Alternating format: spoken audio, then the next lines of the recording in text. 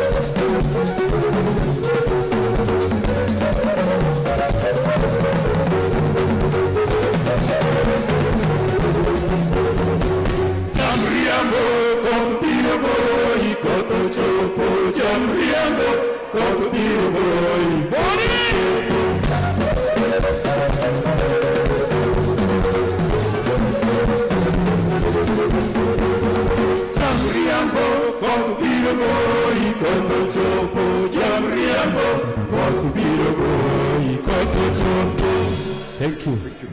Wow, wow, Kenge band. Let's give them a round of applause, please.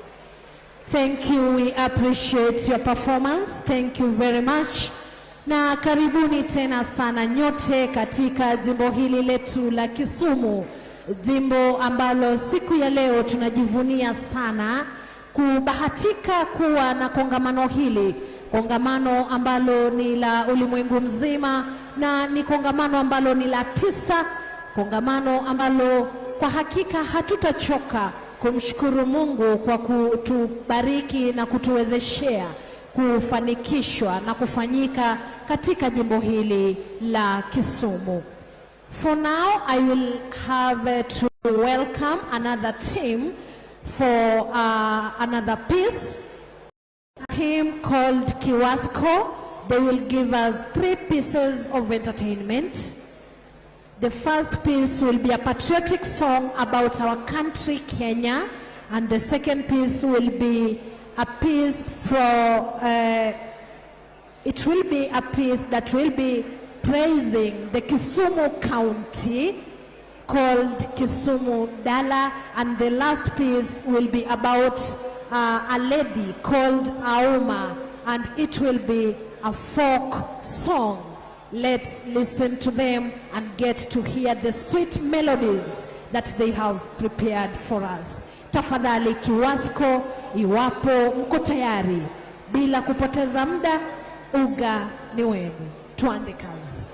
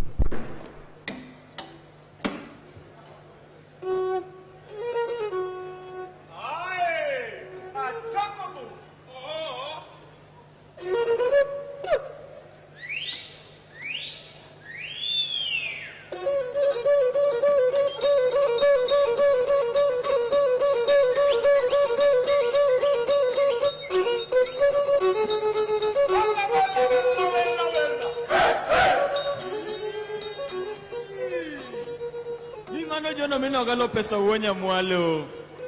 Ni wabudo mos gior malake boy simba mwalo. Manor mi bogo nyithindo ni kawuono temi yuagie. Donge chura kecho to relax waya tumia waya.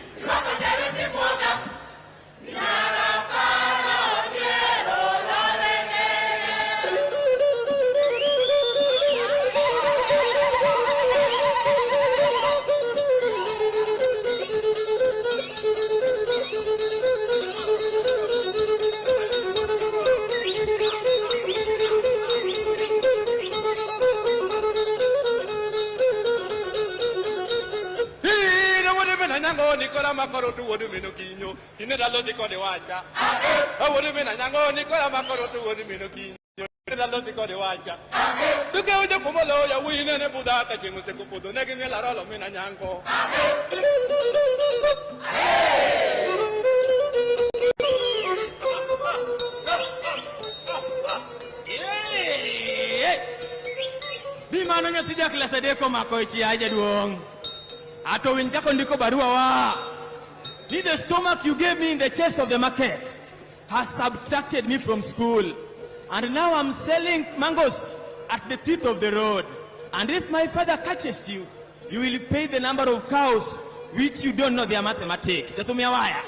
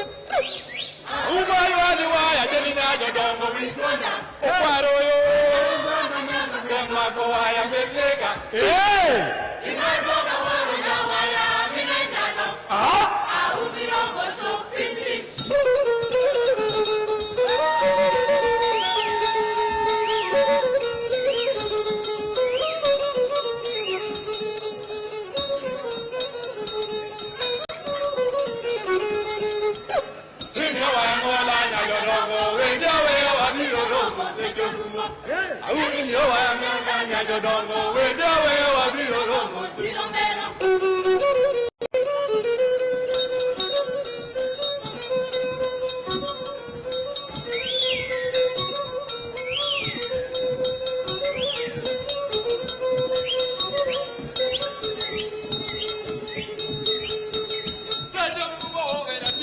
Auma, auma, tajarubo era teko.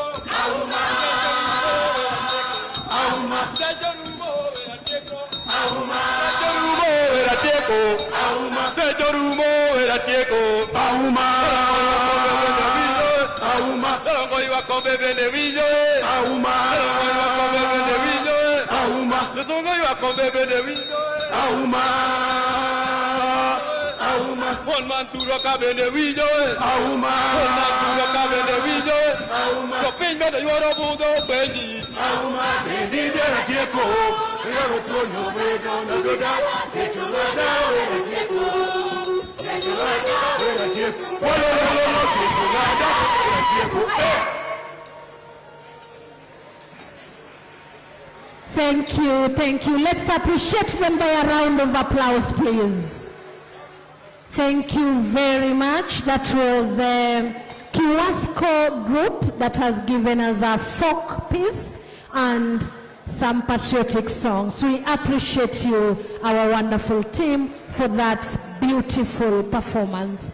For now, allow me invite Kanga Kanga group to also take us through another piece of entertainment. Due to public demand, we had to bring them back because of their sweet melodies that they had prepared for this beautiful occasion. Kanga Kanga group, please, if you are ready, give us those sweet melodies. Welcome.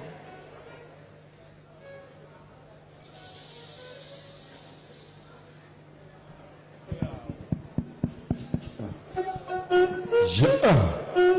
Yes. Hey.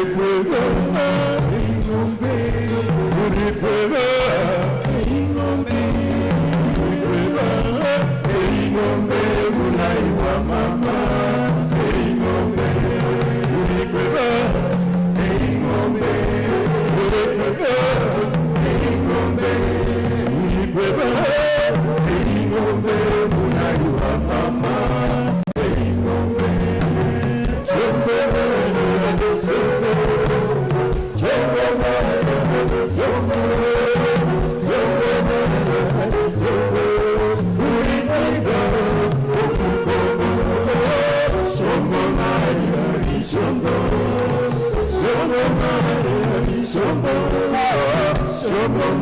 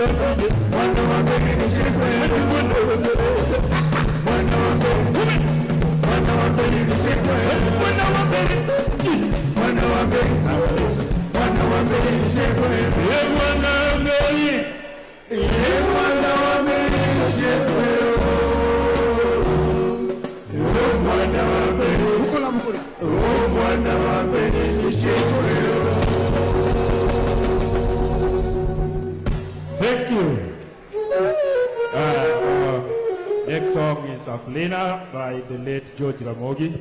Then we come to Nyajasona. Thank you.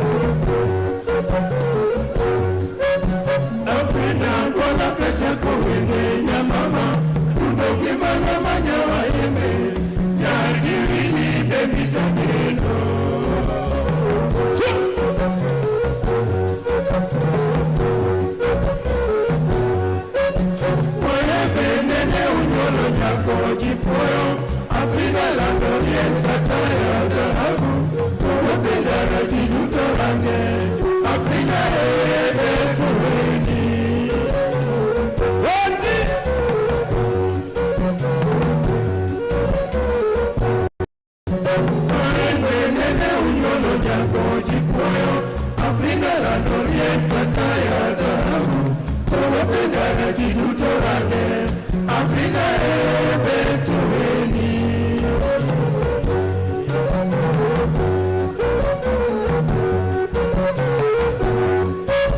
Madembenene unywalo jako jikwoyo Afrika lando rien kata ya dhahabu Kowapenda na jiduto range Afrika beto weni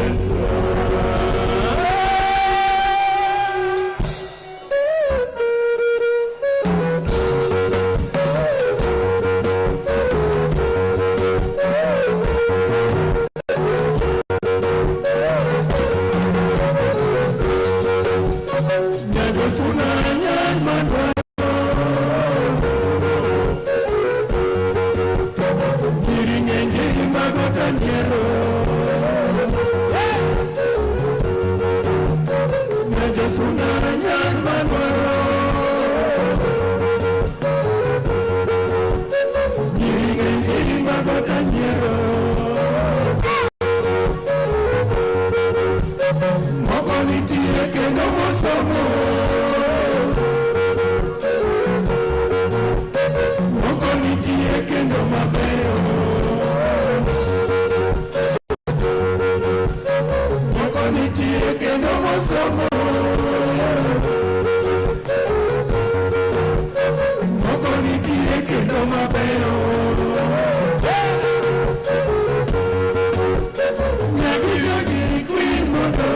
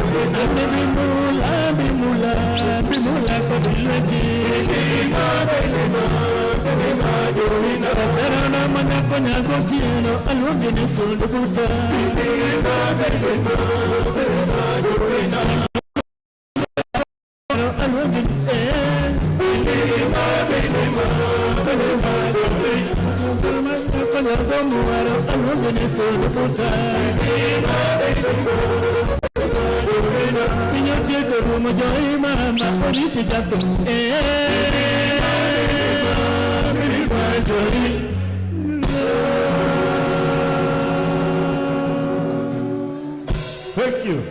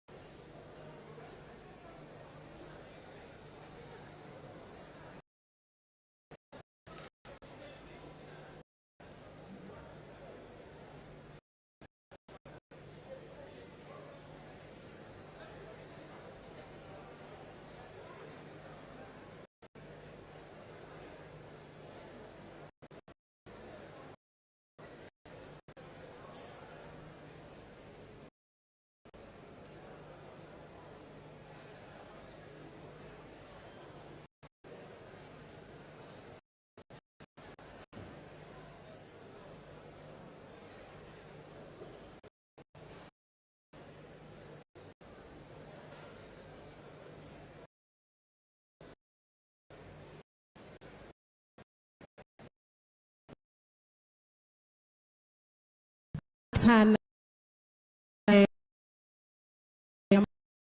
jumuika nasi. Vile tunashukuru Kenge Kenge kututumbuiza kwa hizo nyimbo. Kwa sasa nachukua nafasi hii kukaribisha kundi la Traditional Dance.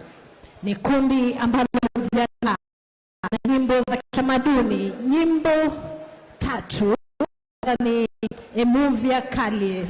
Wimbo wa pili utakuwa ni Apinat na wimbo wa 3 utakuwa ni Kapaliskisi, nyimbo ambazo zinaonyesha taswira kamili ya tamaduni za Kenya.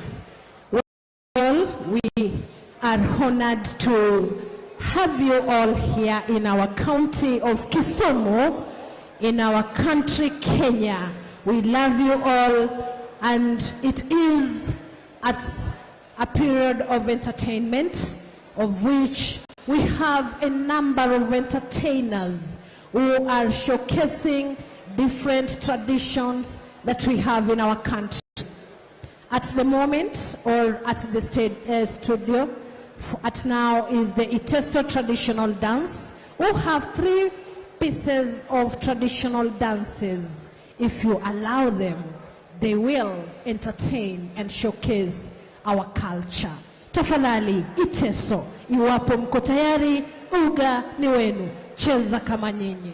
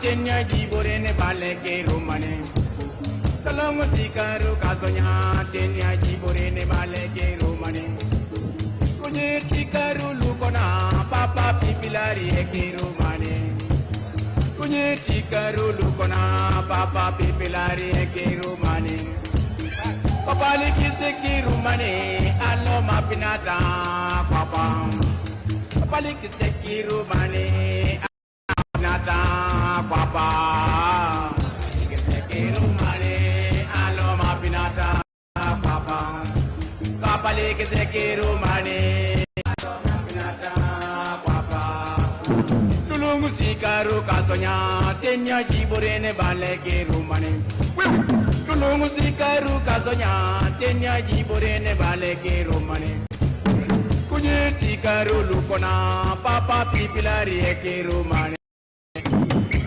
Tikaru lukona papa pipilari ekiru mane Papali kise kiru mane aloma pinata papa Kise kiru mane aloma pinata papa Papali kise kiru mane aloma pinata papa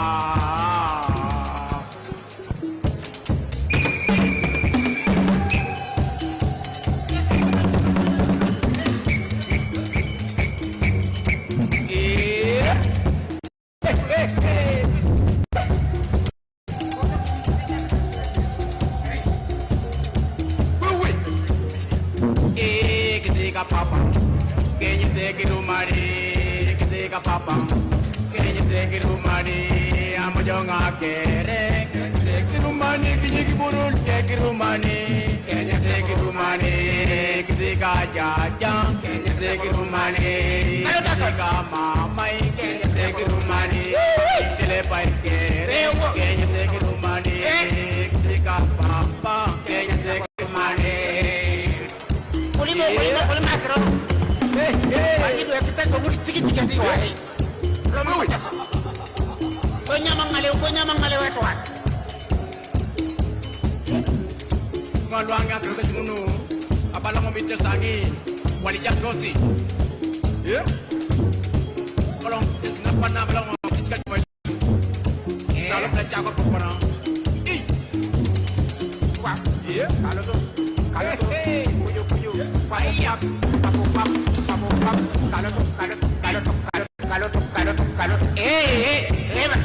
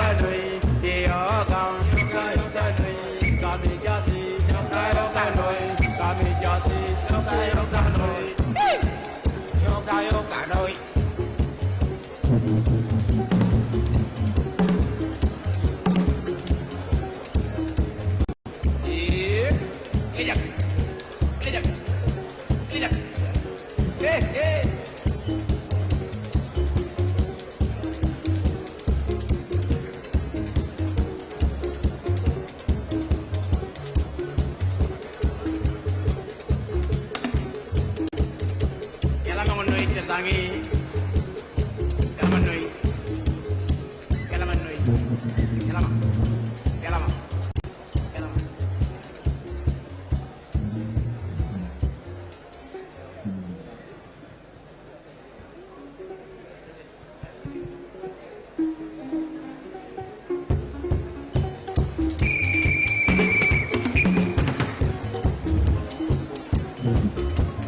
Papa, Papa, give me credit.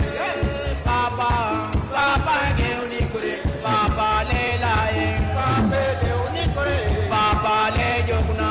Papa, give me credit. Toto, Toto, give me credit. Toto ne la Toto ne mini tunga.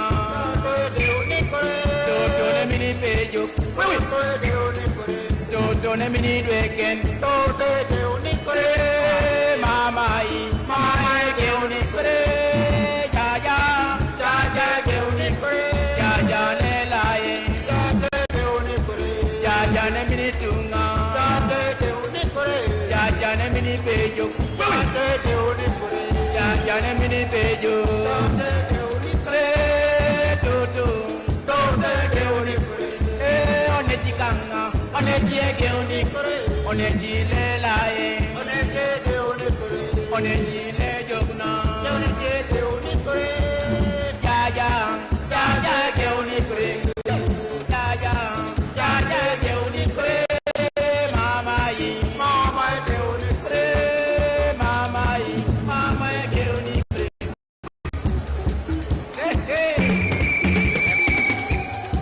Kuma longa le balai be. Wale gionzi ipuno show kere kisila. Giona gay. Giona kore tumalwang. Hey, hey, hey. Aya. Komini pejo ko ngil tungana na buto mo akal tan kun. Komina. Hey, hey, hey. Ngil ni tak boy ko to ma kore. Mama gitara. Kisilia. Komina ngil tungana.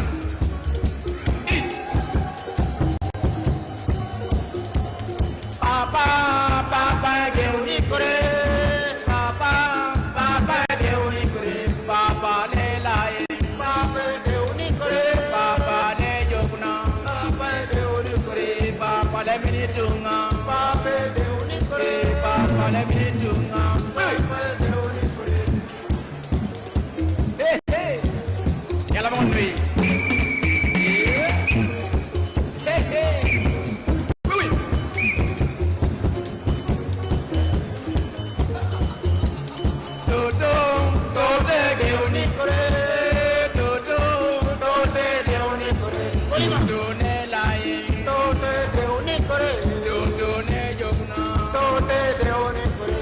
Don't let me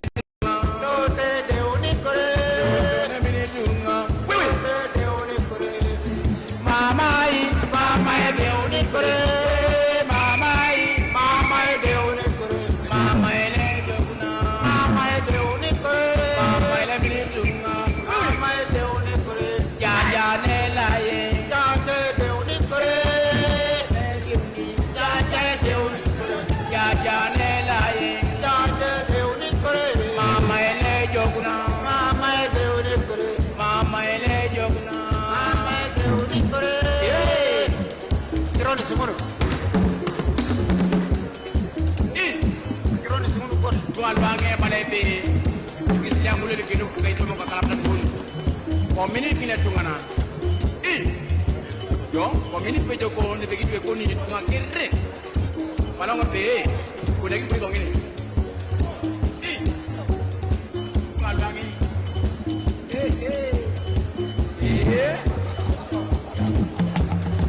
yala manoi yala manoi yala manoi yala manoi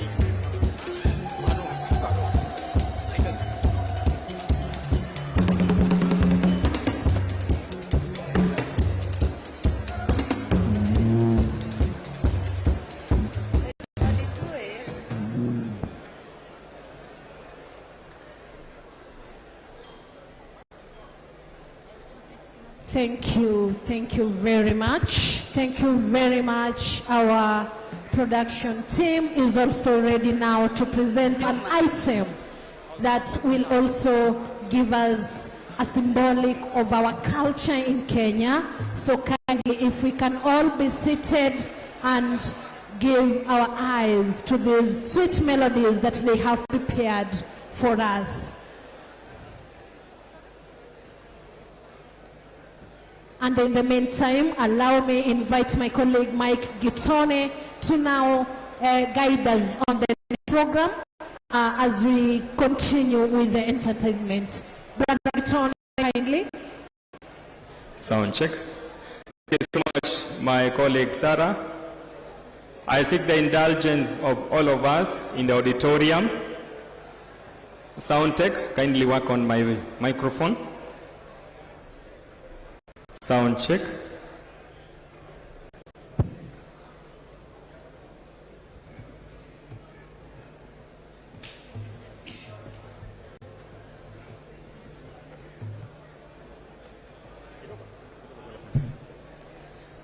So I take cognizance and appreciate the presence of all our leaders,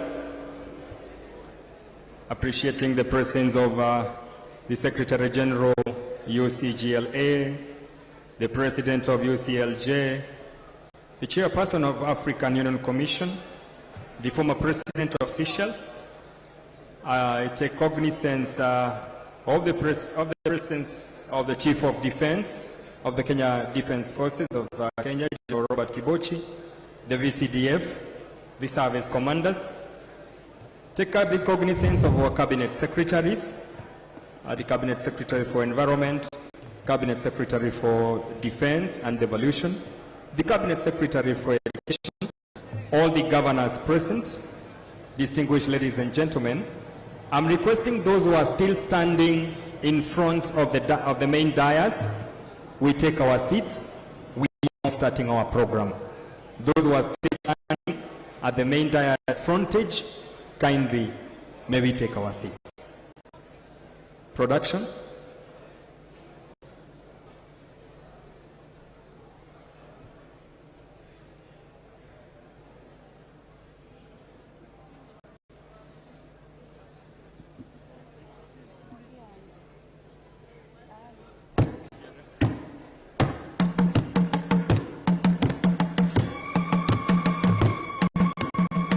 I don't jogi to go near.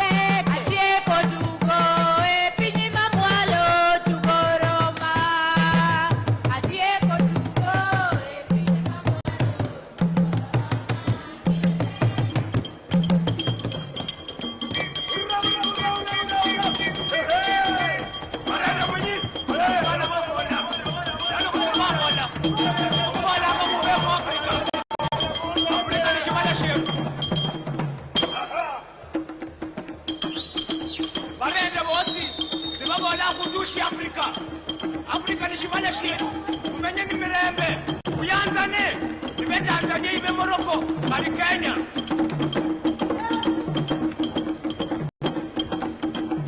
Soya, soya, hey soya, soya, hey soya, soya, amatuma, amakanda, Kenya, Morocco, Mozambique, Algeria, hey soya, soya, hey soya, soya, sore mwana wa masore, sore mwana wa masore, sore mwana wa masore, sore mwana wa masore, iwe,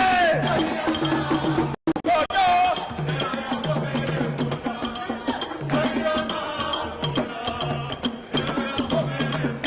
sore mwana wa masore, sore mwana wa masore, sore mwana wa masore, sore mwana wa masore, iwe, emale demunyi, emale demunyi, alikwatema, lumba lumba lumba lumba lumba lumba lumba lumba lumba.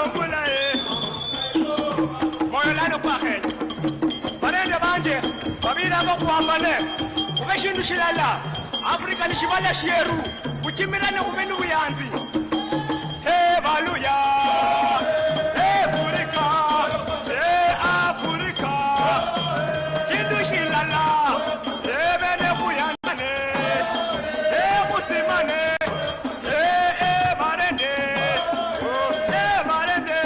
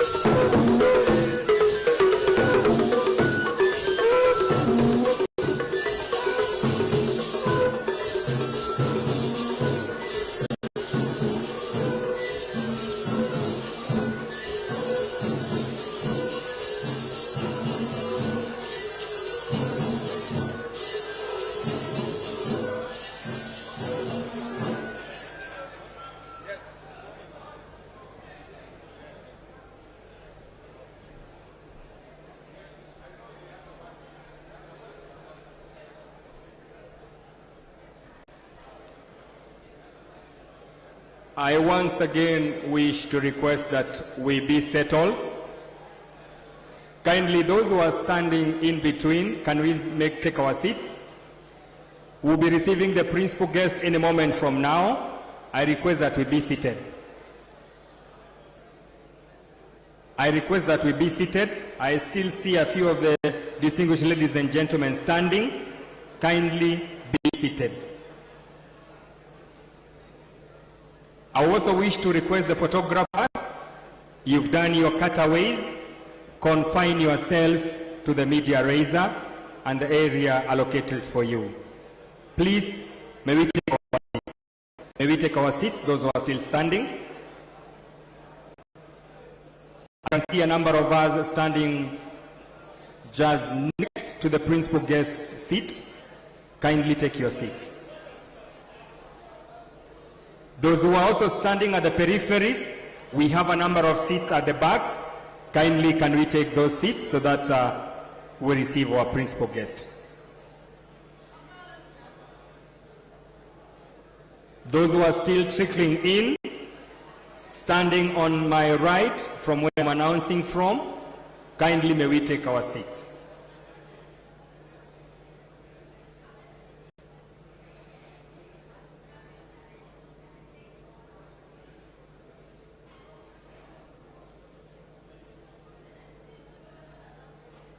I want to announce it once again that we will be receiving the principal guest, none other than His Excellency Honorable Uhuru Kenyatta, President of the Republic of Kenya and the Commander-in-Chief of the Defense Forces, and his entourage any moment from now.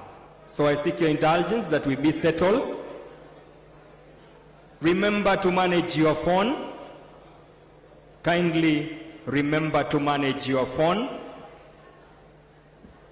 Our phones have very sweet melodies and ringtones. You can imagine when the principal guest is giving his address and then 1,000 phones ring. It will be a disgrace for this function. We also have a few of us with capes or hats. If it is not an official cape, not a religious one, we also remove them. I'll be handing over to the Kenya Police Band, the Presidential Escort Unit, just to taste the instruments. The Police Band.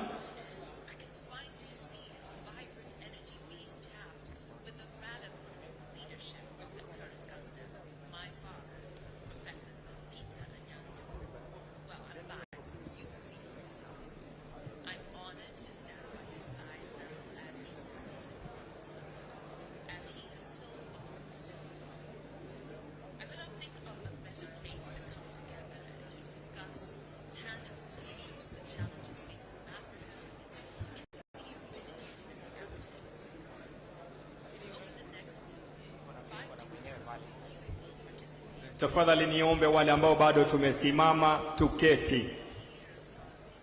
Naona bado kuna viongozi ambao wamesimama. Kindly take your seat. Even our officers who are manning the guests, whilst you direct the visitors, I also request that you also move from the middle so that we can give those who are behind you an appropriate view.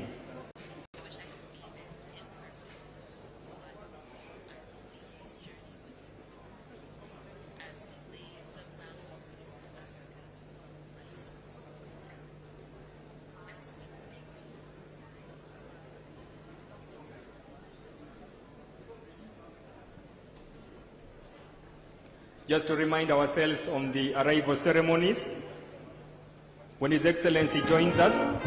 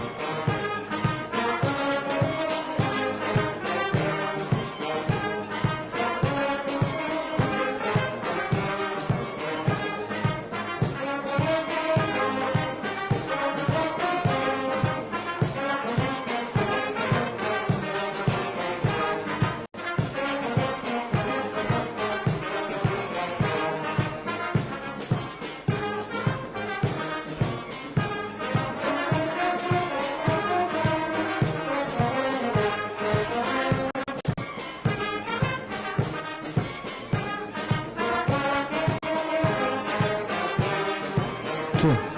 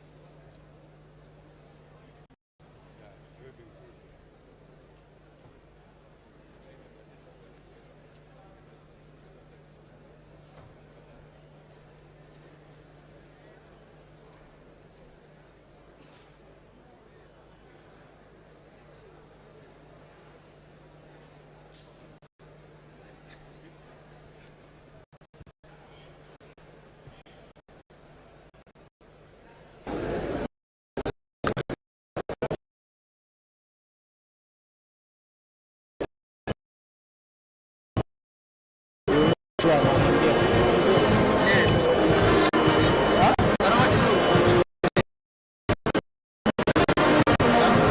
katika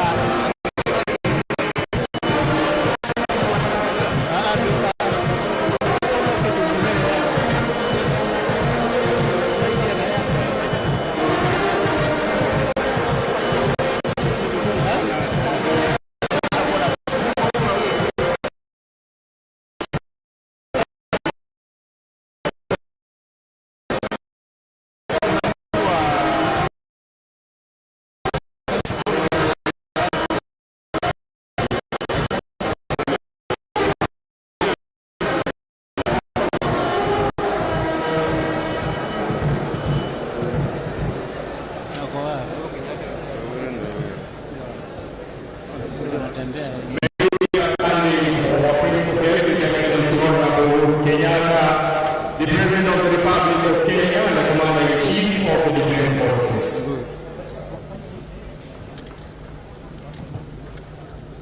With a round of applause, ladies and gentlemen, please welcome His Excellency.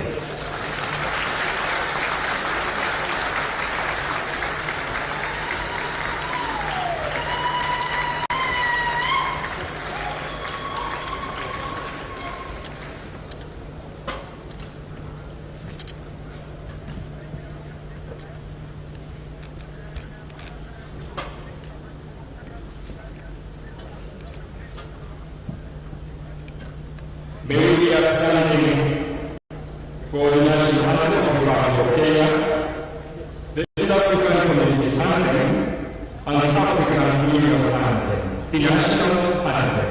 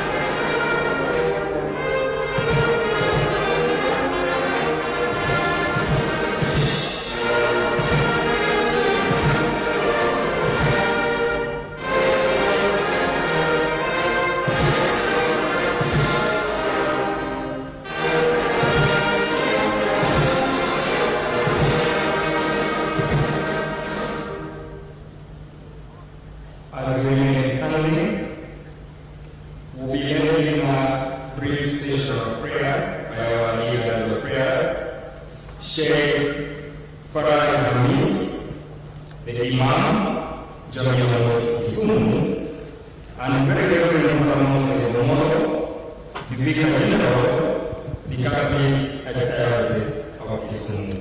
Let us pray. Bismillahirrahmanirrahim. Alhamdulillahi Rabbil Alamin. Ar-Rahman Ar-Rahim. Malik Yawmiddin. Iyyaka na'budu wa iyyaka nasta'in. Ihdina as-siratal mustaqim. Siratal ladzina an'amta 'alaihim غير المغضوب عليهم ولا الضالين. Amen. Praise be to Allah, the Lord of the world, most gracious, most merciful, Master of the day of judgment. It is you we worship and you we ask for help. Show us the straight path, the path of those upon whom you have bestowed favor, not of those who have evoked you anger or of those who are astray. Tunaomba Kiswahili tukisema ewe Mungu Mola wetu, tunakuomba uibariki taifa letu la Kenya, uibariki na vitu mbalimbali kama vile mvua na vinginevyo na uchumi bora. Tunakuomba pia Mola wetu ubariki vile vile kiongozi wetu, rais wetu Bwana Uhuru Kenyatta na viongozi wote walio katika nchi hii, na wape busara vyema kuweza kuongoza nchi yetu katika njia ya sawa sawa. Mola wetu tunaomba pia vile vile uweze kutuongoza, tunaomba kwa unyenyekevu kwa wewe kuomba amani katika nchi yetu, hasa katika siku inayokuja mwezi wa 8 katika siku za uchaguzi. Mola wetu tunakuomba utujilie mapenzi na amani kama vile watoto wa baba moja. Mola wetu tunakuomba tukiamini kwamba haya tunakuomba utatujibu Mola wetu. Vile vile tunaomba Mwenyezi Mungu aliye juu atufanikishe sherehe yetu hii katika kongamano hili la leo iweze kufanikishwa mpaka mwisho, hatimaye tuweze kutoka katika amani katika ukumbi huu. Tunaomba Mwenyezi Mungu tukiamini kwamba haya yote tunakuomba utatujibu mwito wetu birahmatika ya arhamar rahimin. Wa sallallahu ala nabiyyina Muhammad wa ala alihi wa sahbihi ajma'in. Amin, amin, amin. Let us pray in the name of the Father, the Son, and the Holy Spirit. God our Father, we come before you as a nation of Kenya, praying for this important occasion in Kisumu City, which we are privileged to witness with gratitude. We pray for our President, His Excellency Uhuru Kenyatta, that God may continue blessing him for his good leadership and wisdom by directing the country of Kenya to realize its vision of prosperity. Almighty God, we humbly pray so that we continue to live in peace and cohesiveness as we approach our general elections. Regardless of our differences, political and social cultural background, with you we look forward to the brighter future for our country, Kenya. We also pray for your blessing and guidance in the deliberation of this summit, which is the 9th edition of the AfriCities Summit, in order to come out with a resolution on challenges facing African cities, socio-economically, by identifying and agreeing on the most sustainable way to achieve the targets. We ask this in the name of God the Father, the Son, and the Holy Spirit. With the permission of Your Excellency, the Universities.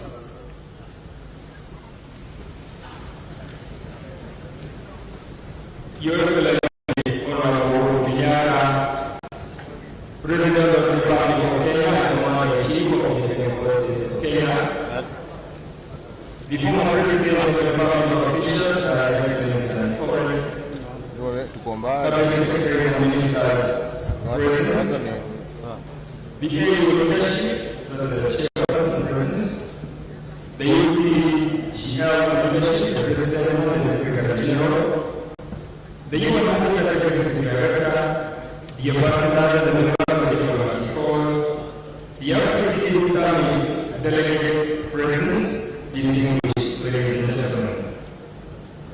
With your permission, Your Excellency, allow me to invite the Governor of Kisumu City, the Kisumu County, Governor Professor Intestinal, and the Secretary General UCLG, Mr. John Perry, to give us a brief welcome. We'll start with the Governor, then Secretary General. Welcome, Banasa.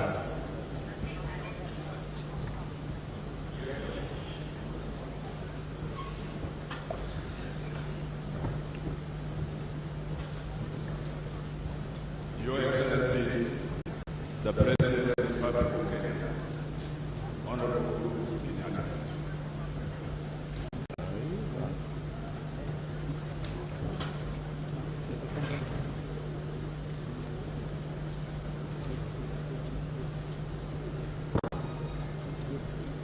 Hizo laito hizo nini?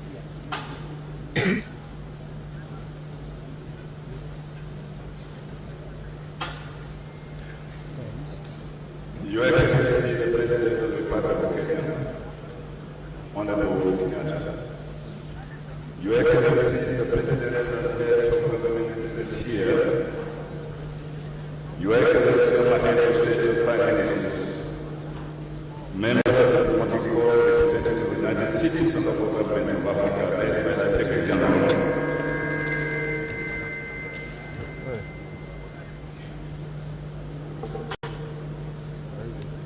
Senior government officials, my colleagues in the Council of Governors, including the Vice Chairman, James Oboy, distinguished delegates, ladies and gentlemen, good morning and welcome to Kisumu on this very nice day. We are happy to have you here and please feel at home. On June 22nd, the year 2012, at a very public ceremony in Rio de Janeiro, members of the United Nations agreed to a universal set of goals that would meet the urgent environmental, political, and economic challenges facing our world. The moment for this agreement had been long in coming, but it said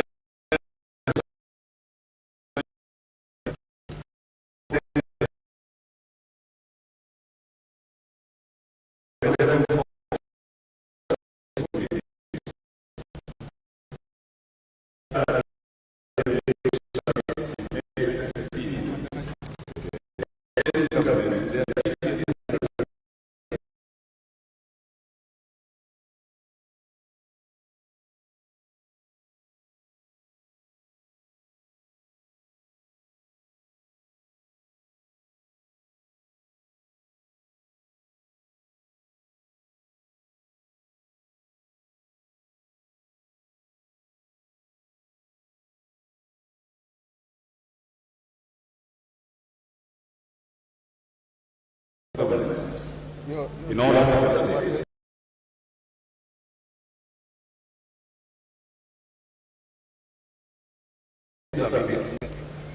To what extent can we declare confidently that we are on course in implementing the two agendas? One for the UN, one for the EU, both related and complementary. Fully aware that both the UN and the EU declarations will only matter the African people when they have a positive impact on their lives. We meet here today, Your Excellencies, to reveal the extent to which we have implemented them and what is yet to be done.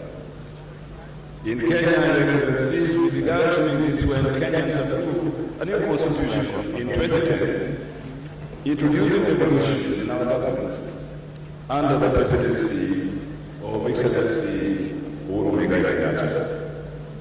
Today, the revolution project has replaced fear of exclusion at the grassroots with participation and involvement in decision making. In intermediary cities like Kisumu, plenty of evidence is already available regarding the delegates resolution. Intermediary cities also have the potential to address inequalities among groups that have arisen from central power structures that disproportionately channel resources to few other areas. Countries like South Africa have not only entrenched evolution, but have also evolved key public functions to other cities. Cape Town houses the parliament. Pretoria is where the executive seats were Johannesburg business center. Apart from its well-established federal system, Nigeria has developed Abuja as its capital city, leaving Lagos largely as a place for business. Tanzania, though largely governed with a central structure, has Dodoma as the seat of its parliament, leading to its growth and development, while the South remains largely commercial and industrial center. This summit, the policy challenges that emerge are designing constitutional frameworks that are sensitive to, but not trapped in, elite political relations that usually carry divisions within the nation on a tribal basis. The evolution offers an answer that emphasizes both individual liberty and community values by empowering local communities within their own local government, elected by them and kept in check by them. This is the essence of democracy and democratic decision-making for equitable development. Your Excellencies, in that spirit of the importance of local government, the United States as a local government of Africa was established. I therefore take this opportunity, Your Excellency, to call upon the state, the Secretary General of UCLG Africa, Jean-Pierre Elombas, Mr. Secretary.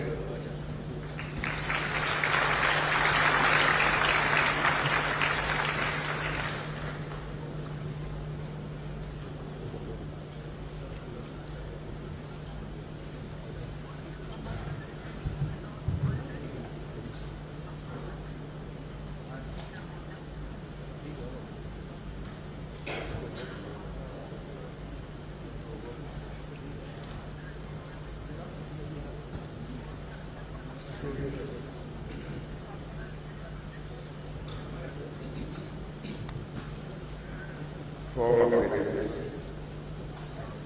President of the African Union Commission,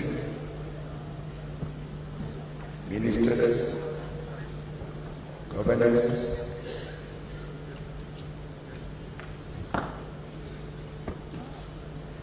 I'm privileged to stand before you humbly. First of all, to thank you to have accepted to be the patron of the AfriCities Summit held in Kisumu, where we are honored, Mr. President. And this is a testimony of your dedication to decentralization. Let me tell you, Mr. President, that our organization, the United Cities and Local Government of Africa, they classify African states for their friendship to local governments.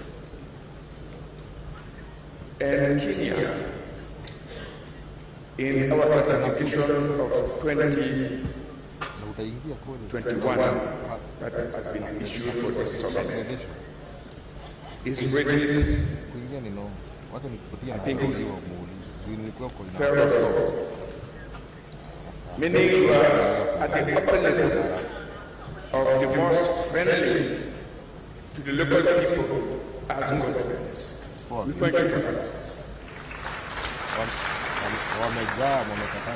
We thank you also to have accepted to come to this. This is the first time an AfriCities Summit is organized in what we call an intermediary system. We wish to send a clear message that the reality of our continent is reflected in the way we treat our intermediaries. Treat them well, and we will treat African citizens well. Treat them bad, and you will harvest problems in our state and government. We are happy we are treating them well, and we hope that besides you have a President of the African Union Commission who's listening, and we want you to be our champion by him to have intermediaries are your key target of governance. All the African dwelling capital cities is trouble for them. People remaining in the countryside is a benefit for everybody. But the countryside should be part and parcel of our state, of our continent. And this should be translated into bringing to them what they deserve most: basic services, education, health, water, energy, day-to-day. You do that, Mr. President. You do that, Mr. Minister. Means that you empower people to take charge of themselves. AfriCities is all about a conversation to empower people to take charge of themselves and to rebuild self-esteem. Therefore, start the difficult job for everyone. I am certain that you share our views, and I'm certain that you support it. And I'm certain that AfriCities in Kisumu will be a landmark in the history of this country. I thank you.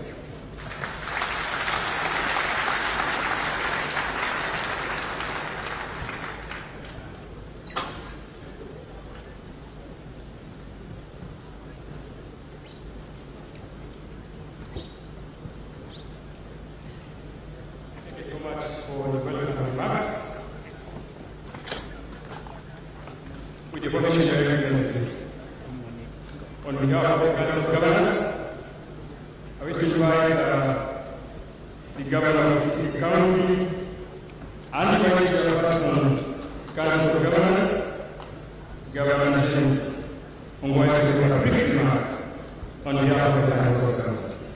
Welcome, Governor.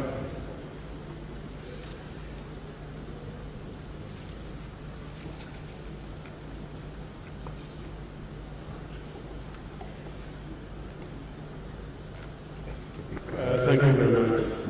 Excellency, the President of the Republic of Kenya, Uhuru Muigai Kenyatta, the Chairperson of the African Union, the former President of Seychelles, the Undersecretary General of the United Nations and the head of the UN Habitat, IG Christine Watume, governors and mayors from various subnational governments, both in Africa and outside Africa, members of the diplomatic corps, governors, president, cabinet secretaries, members of parliament, ladies and gentlemen, your excellencies and distinguished delegates, it gives me great pleasure to stand before you on behalf of the Council of Governors and on behalf of the 47 county governments.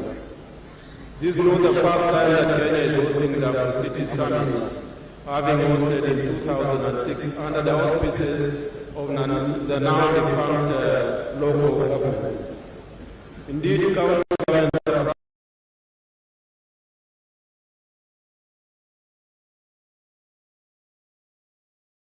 this honor, ladies and gentlemen, is testament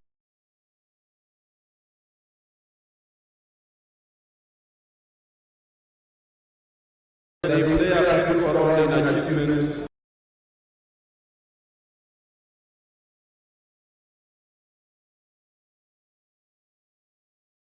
our President Uhuru Kenyatta, the President of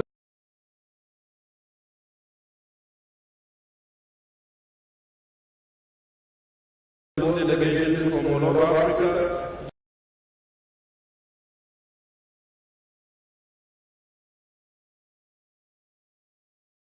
for the immense support they have accorded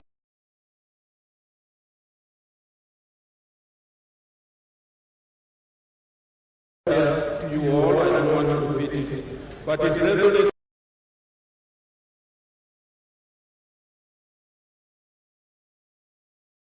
the country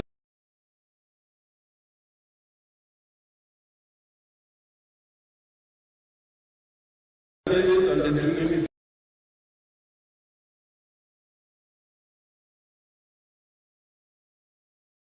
Therefore,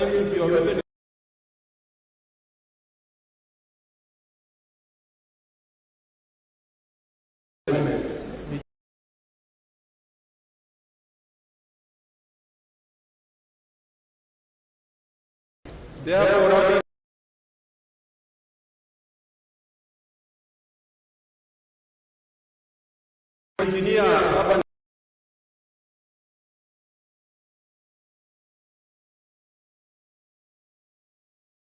areas and bargaining populations and investing in the growth of intermediary cities is a delicate balance that African governments must address. To address these challenges and to tap into dividends of urbanization, Kenya developed the National Urban Development Policy in 2016. The policy envisions a secure, well-governed, competitive, and sustainable urban areas. The policy is crucial in ensuring the country remains in the path of implementation of SDG on making cities and human settlements inclusive, safe, resilient, and sustainable. Further, to implement the commitments of the African Agenda up to 2063. Your Excellencies, let me now turn to issues that relate to our subnational government. Kenya adopted a new constitution in 2010, which created a devolved system of government comprising national government and 47 county governments. With a devolved system of governance, Kenya has experienced positive economic growth and development across the country. In Kenya, county governments play an integral role in the urban agenda, as they are charged with managing urban areas and cities. Further, county governments are the generators of spatial plans and development plans that are aimed at promoting evidence-based decision-making. Earlier this year, Nakuru County became the fourth county to have a city after Nakuru County received a charter of elevation to city status by our president. Kisumu, of course, had been given their status much earlier. And as county governments, we thank our national government and our president. Ladies and gentlemen, as I conclude, I wish to call upon the delegates in this summit to reflect on the following. 1, the need to explore non-traditional financing options for cities and urban areas in the wake of dwindling central government and donor support. Second, the need to formulate urban policies, laws, strategies, and action plans aimed at building the resilience of our cities and urban areas. Third, the need to strengthen the capacities of the leadership of cities and urban areas. Fourth, the need to address the increasing urban poverty and inequalities in line with SDG's relying call of leaving no one behind. Fifth, the need for our cities to adopt technologies that are climate smart. Sixth, the need to strengthen data management and promote SDG voluntary local review mechanism to document progress in implementation and to ensure that locals get involved in decision making. Seventh and finally, the need to develop an African blueprint to guide infrastructural development in cities and urban areas as we are becoming more and more together. Ladies and gentlemen, on behalf of the Council of Governors, I wish you all fruitful deliberations and hope you will enjoy the hospitality of Kisumu County and the beauty of this great land. Some of us from the region fondly refer to Kisumu as the new UK. Thank you very much, ladies and gentlemen, and be blessed. Thank you. Thank you so much, the Governor of Kisii, Honorable James Ongwae. On behalf of the Kenyan delegation, the governors present, the deputy governors present, the honorable members of parliament present, the senators present, members of the county assemblies present, thank you so much. Your Excellency, allow me now to invite the President of the United Cities and Local Authority, UCLG Africa, Christine Bandutume, to make her remarks. Welcome. Let's appreciate her as she takes the podium.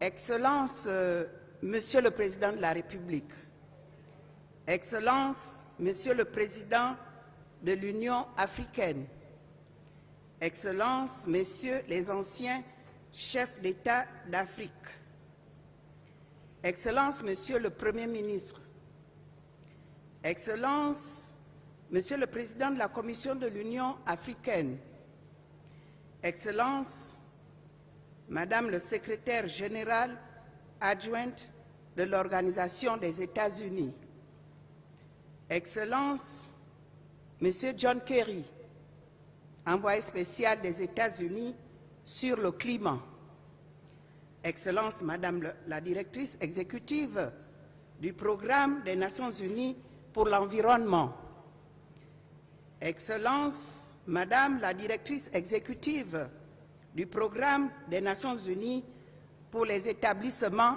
humains, Excellences, Mesdames et Messieurs, les représentants du corps diplomatique et des organisations bilatérales et multilatérales de la coopération, Monsieur le ministre secrétaire de cabinet pour la décentralisation, Mesdames et Messieurs les ministres, Mesdames et Messieurs les présidents des communautés économiques régionales, chers collègues maires, leaders et élus des collectivités territoriales, honorables représentants des autorités traditionnelles d'Afrique, Mesdames et Messieurs les représentants de la société civile et du monde académique, Mesdames et Messieurs les représentants des milieux économiques et des organisations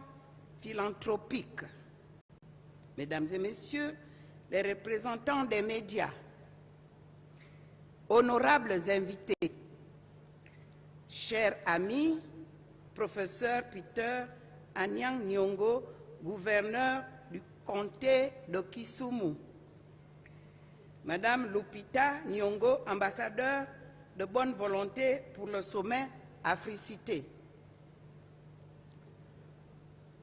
vaillant peuple de Kisumu et du Kenya, je vous apporte les salutations des 16 000 collectivités territoriales et de leurs 51 associations nationales regroupées au sein de l'Organisation de cités et gouvernements locaux unis d'Afrique.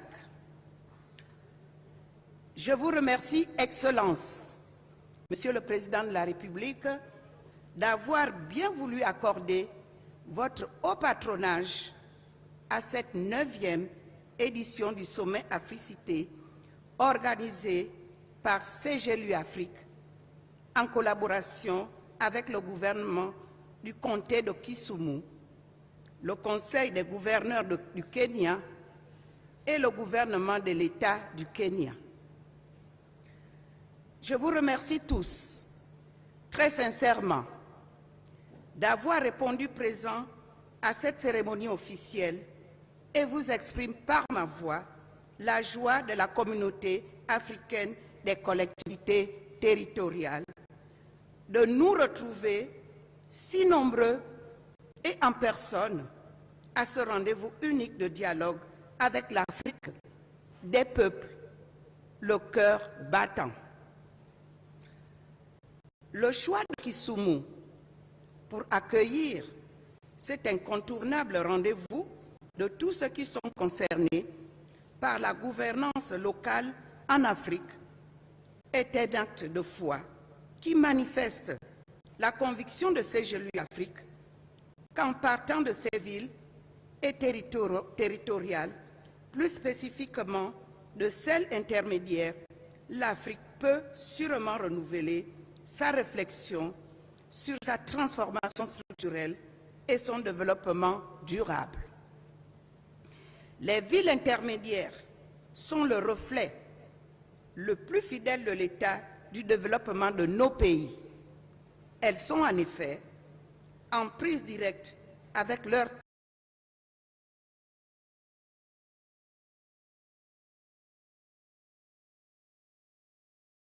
des zones rurales.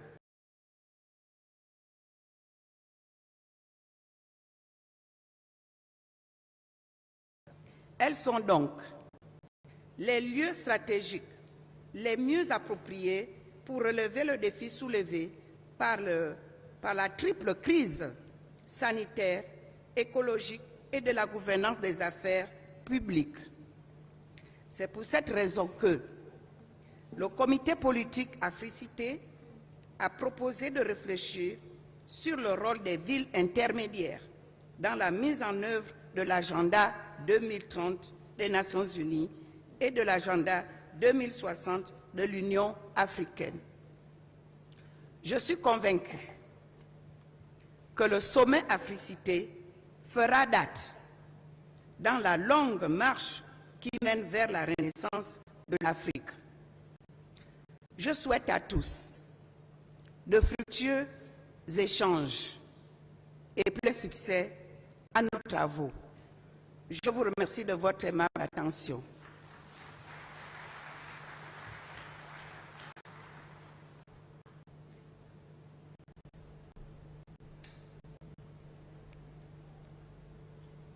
Thank you so much, the President of United Cities and Local Government UCLG Africa. Your Excellency, allow me now to invite the Under-Secretary, the Executive Director of United Nations Human Settlement Program, Nairobi, Ms. Maimuna Sharif, to make a brief remark. Welcome, Madam.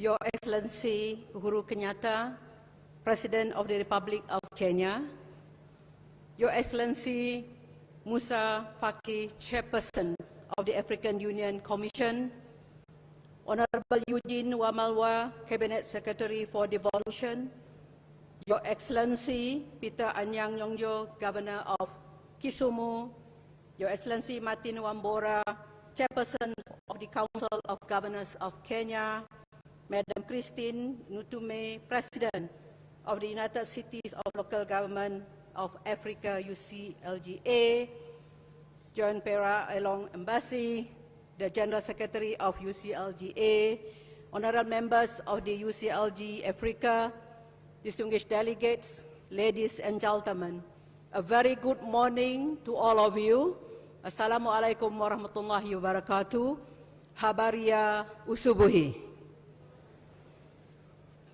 Mr. President and Your Excellency, let me take this opportunity to thank the organizers who have worked very hard with the support of many young people in the city of Kisumu to make this summit possible. I always look forward to meeting young people, especially women and girls, whose future is intimately tied to the United Nations Human Settlement Agenda. When a young child born this year celebrates her 18th birthday, she will join other Africans in building an urban future. More likely than not, it will be in an intermediate city. By 2050, 50% of all Africans will live in urban areas. She will be among the additional 1.4 billion people that will be born or will migrate to urban settlement. And this, I would like also to try to imagine that what future will be like for our young women and young boys born in 2022 today. Today, more than 64% of the urban population in Africa live in informal settlements. There is a deficit of housing and housing finance, with only 15% of urban dwellers in Africa able to afford to purchase their own homes. Depending on where our young lady is born, it will be a major battle to get a job, own a home, and start a family. This is the urban future she will have if we do nothing to change the urban agenda in Africa. What is the role of the intermediate cities? Your Excellency, Mr. President, I would like to recognize your contribution to Africa and the people of Kenya, your foresight and investment made by the government of Kenya in housing, infrastructure, industry and job creation will be felt many decades to come. You have successfully created an abode of peace and development in East Africa, a model for a continent and the rest of us in the developing world. Congratulations to you, Mr. President. Thank you for taking the initiative to host this important summit during the unprecedented times when the world is experiencing the effect of what I call the confluence of the three C's: climate, conflict, and COVID-19. This perfect storm is increasing the social economic vulnerability of cities, often overlook our intermediate cities. Too small to be made a national priority, but not big enough to be independently resilient. Kenya, under your leadership, is showing the way to foster closer cooperation and resource allocation between national and local government. This is helping to deliver resources to communities most in need. In the last 50 years, the United Nations in Africa have contributed to ensuring that urban communities have had greater access to basic services, transport infrastructure, and now digital connectivity. Our engagement with more than 30 countries in Africa has given us opportunities to foster collaboration with both national and local governments towards prosperous, safe, and resilient cities in Africa, with the support of the development of national urban policies in 20 countries in Africa. I would like to appreciate the collaboration with the government of Kenya at both national and country level in the sector of housing, physical planning, promoting resilience for the urban poor, waste management, and on the Blue Economy initiative for coastal cities planning being jointly carried out by UN Habitat and UNEP to boost the circular economy with the financial support of the European Union. I cannot overemphasize our great collaboration with Kisumu County on the lakefront development, on municipal revenue enhancement, and on local economic development for long-term recovery from COVID-19.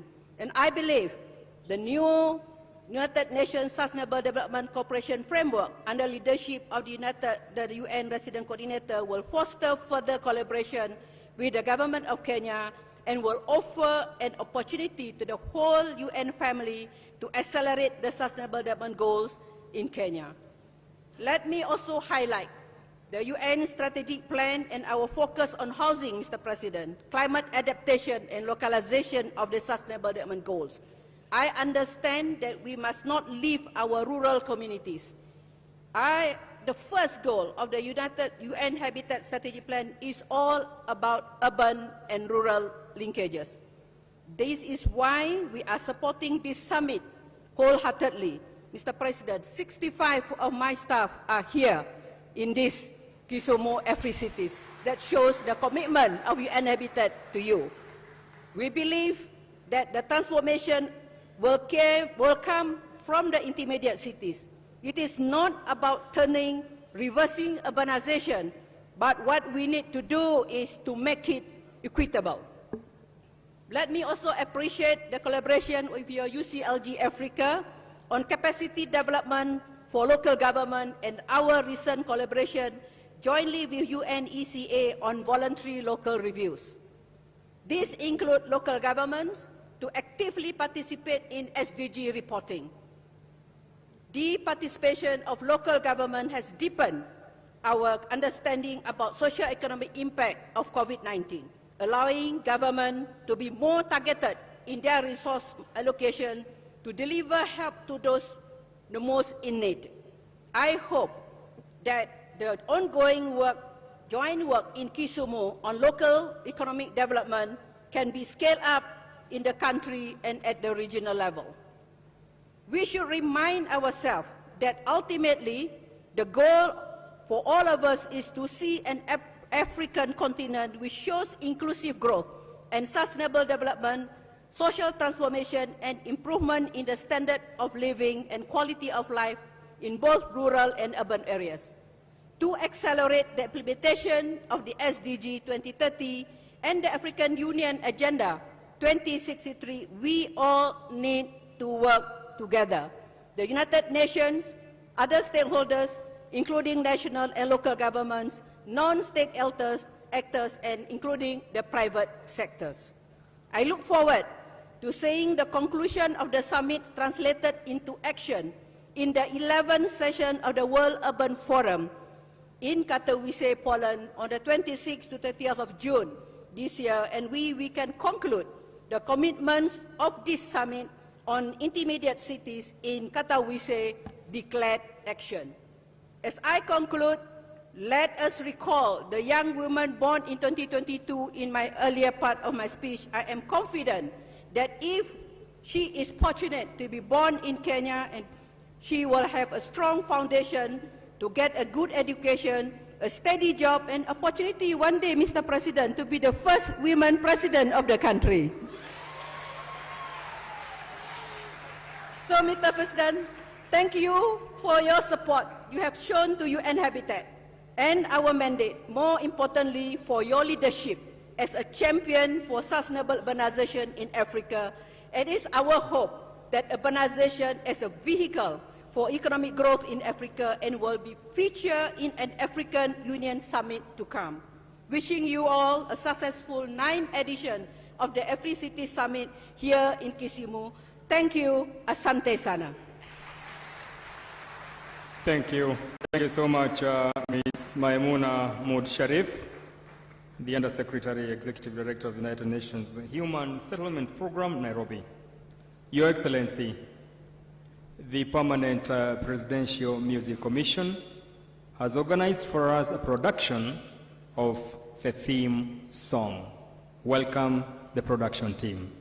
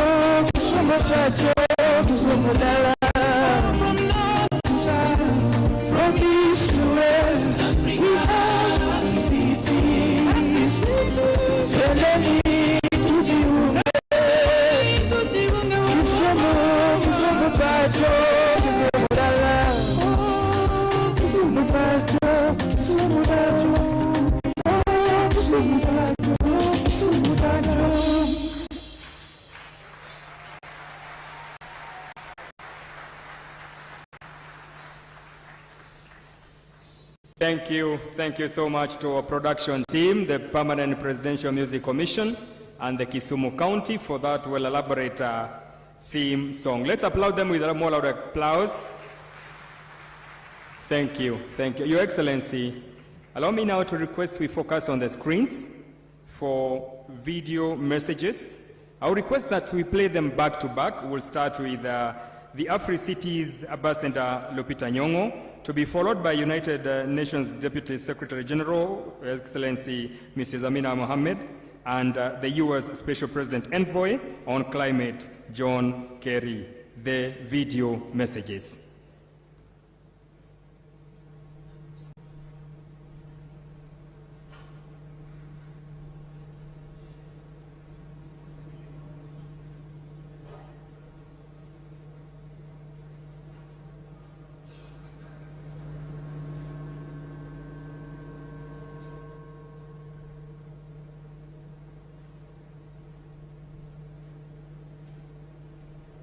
Firsthand.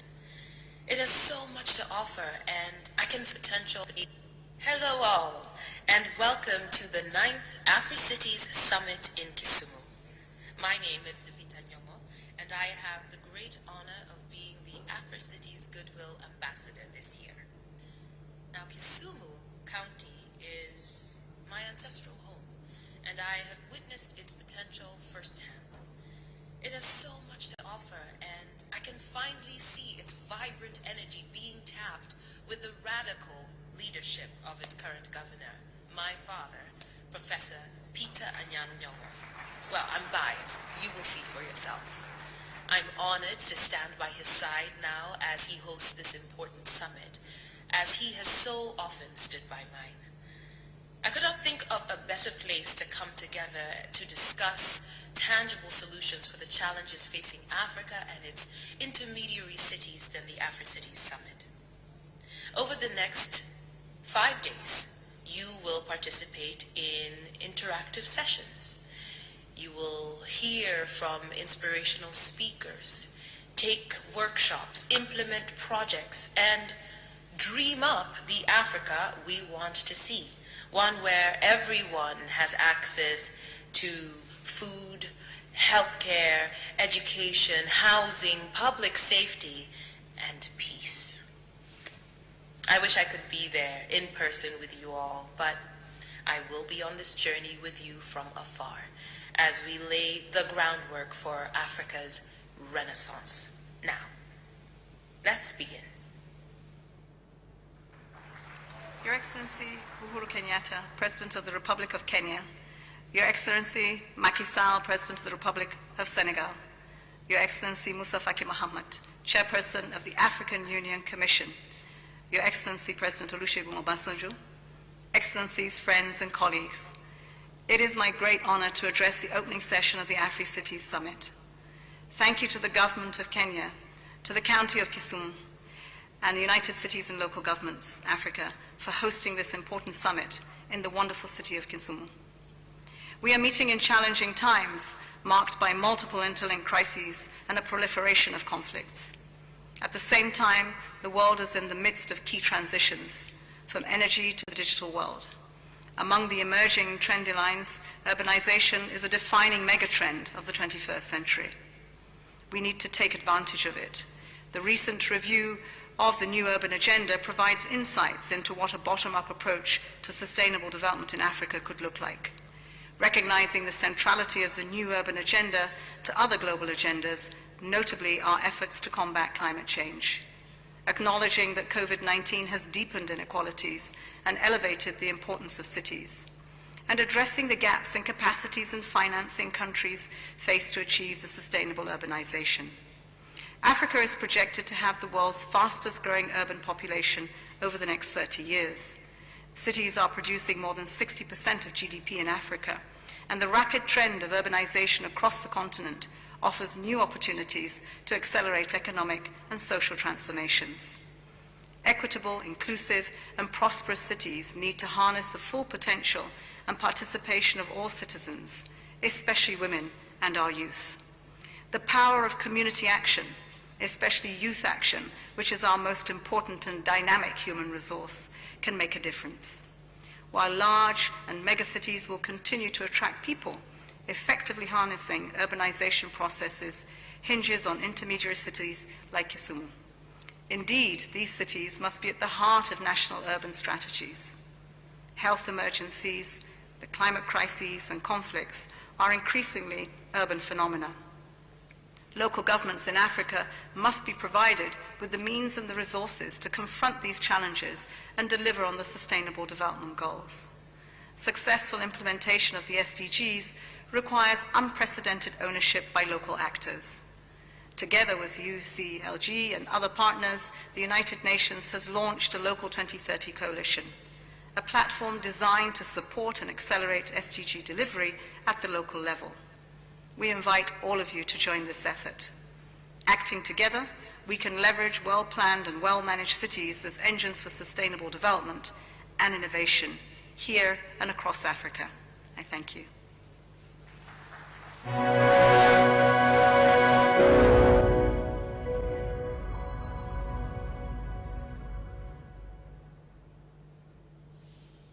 Hello, everyone, and thank you for the opportunity to share a few thoughts as you gather for this year's United Cities and Local Governments Africa Conference. To the presidents, mayors, and everyone else who has gathered for this meeting, thank you for your leadership and your dedication to this issue. It's fitting that you are all gathering some 6 months before Egypt will host COP27 in Sharm el-Sheikh, and that you'll focus the world's attention on the tremendous risks and opportunities ahead for Africa's growing cities of all sizes. I'm particularly grateful that you're shining a light on the role subnational actors can and frankly must play in the climate fight. Local leaders and community groups have always helped lead us forward on this issue, ever since I can remember being part of helping to organize the first Earth Day in 1970. And that is why, in the Paris Agreement, at COP26 in Glasgow and elsewhere, the world has recognized the critical role that you must continue to play in this fight. Here in Africa, you see the urgency of this moment. You're living it. You know the world is simply not moving fast enough to avoid the worst consequences of the climate crisis and to hold the global temperature rise within the 1.5 degree limit. We're simply not getting this job done globally in the way that we ought to be. And you also know that you and your citizens are all on the front lines of the crisis. 17 of the world's 20 most climate vulnerable countries can be found in Africa. And that's the case even though 48 nations in sub-Saharan Africa are responsible for only 0.55% of total emissions. The most recent IPCC report told us the climate crisis is already here. You already knew that because you lived through it. Extreme heat waves, devastating droughts, changing planting seasons, and more punishing storms. But here's the good news. The IPCC also told us that we still have time to secure a cleaner, healthier, safer planet for all of us. That work starts here in Africa with the world's fastest growing populations and economies. Our climate crisis is also an opportunity to seize smarter growth and better jobs. Take adaptation as an example. Preparing people for this warmer world can save lives and livelihoods, but it's also just plain old common sense. Roads, bridges, and ports can only spur economic growth and reduce poverty next year if they are built to survive the storms of tomorrow. Critical efforts are already underway in Africa, from Rwandan farmers using more accurate forecasting to Tunisian ports preparing for rising seas and flood risks. To support the adaptation work we have to engage in, at COP26, President Biden announced his President's Emergency Plan for Adaptation and Resilience. It's known as PREPARE. PREPARE brings together our diplomatic, development, and technical expertise to help more than 500 million people including many millions in Africa, manage the impacts of the climate crisis by 2030. When it comes to finance, President Biden also pledged last year to quadruple U.S. international public climate finance to over $11 billion per year by 2024. And the private sector is finally showing up with the money that we need to invest in order to accelerate this transition, including in Africa, where multi-trillion-dollar industries are being created. In all of this work, we will continue to follow your lead. Over 1,000 cities and local governments, including many of Africa's major urban centers, have now committed to the Race to Zero and Race to Resilience campaigns. From strengthening green buildings in Cape Town to building water resilience in Addis and Kigali, you are showing us what is both necessary and possible. My friends, we know that human choices have caused this crisis, and therefore we know that human choices can put us back on the right path. That is exactly what you are helping to do today. So on behalf of President Biden and the entire United States government, thank you for your partnership, your friendship, and most of all, your leadership and your dedication to this effort. We are going to win this fight. And when we do, it will be because of leaders like you in Africa and across the planet. Thank you. Welcome to the second most important democratic organization on the African continent after the African Union. Welcome to United Cities and Local Governments of Africa, the voice of local Africa. The umbrella organization for African local governments was founded in 2005. 5 regional offices have been established in Pretoria, Libreville, Nairobi, Accra, Cairo. Its headquarters are in the city of Rabat, the Kingdom of Morocco, where it enjoys diplomatic status as a Pan-African international organization. Established as the African section of the World Organization, UCLG, United Cities and Local Governments, UCLG Africa now boasts a membership of 51 national associations of local governments from all regions of Africa, as well as 2,000 direct members that have more than 100,000 inhabitants. As such, the organization represents nearly 350 million African citizens. The vision of UCLG Africa is building African unity and driving African development through the grassroots. GADDEPA lays out the objectives of the organization: promote decentralization, structuring local government associations, building an Africa of peoples and territories, organize exchange platforms such as the AfriCities Summit, the Governance, Advocacy, and Decentralized Development Program for Africa. GADDEPA is the strategic vision for UCLG Africa, which aims to build Africa from the roots. UCLG Africa has developed a series of programs and interventions, including the mobilization of strategies, methods, and tools to support our members under our 7 areas of intervention: local economy and finance, climate, biodiversity and food security, gender and youth, basic service and sustainable development goal, migration, culture, peace and security. 10 reasons to join UCLG Africa. Support to decentralization, multiple expertise, training, projects, financing, coaching, territorial assistance, advocacy, dialogue between elected representatives, networks. Welcome to United Cities and Local Governments of Africa, the voice of local Africa.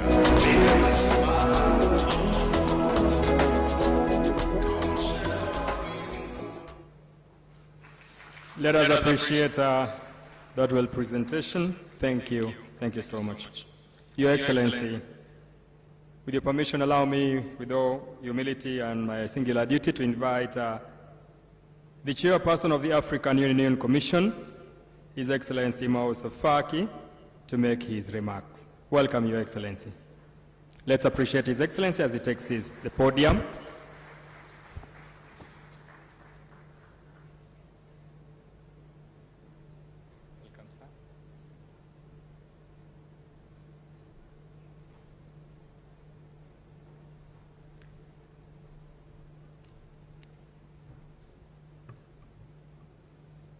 Excellency Uhuru Kenyatta, President of the Republic of Kenya,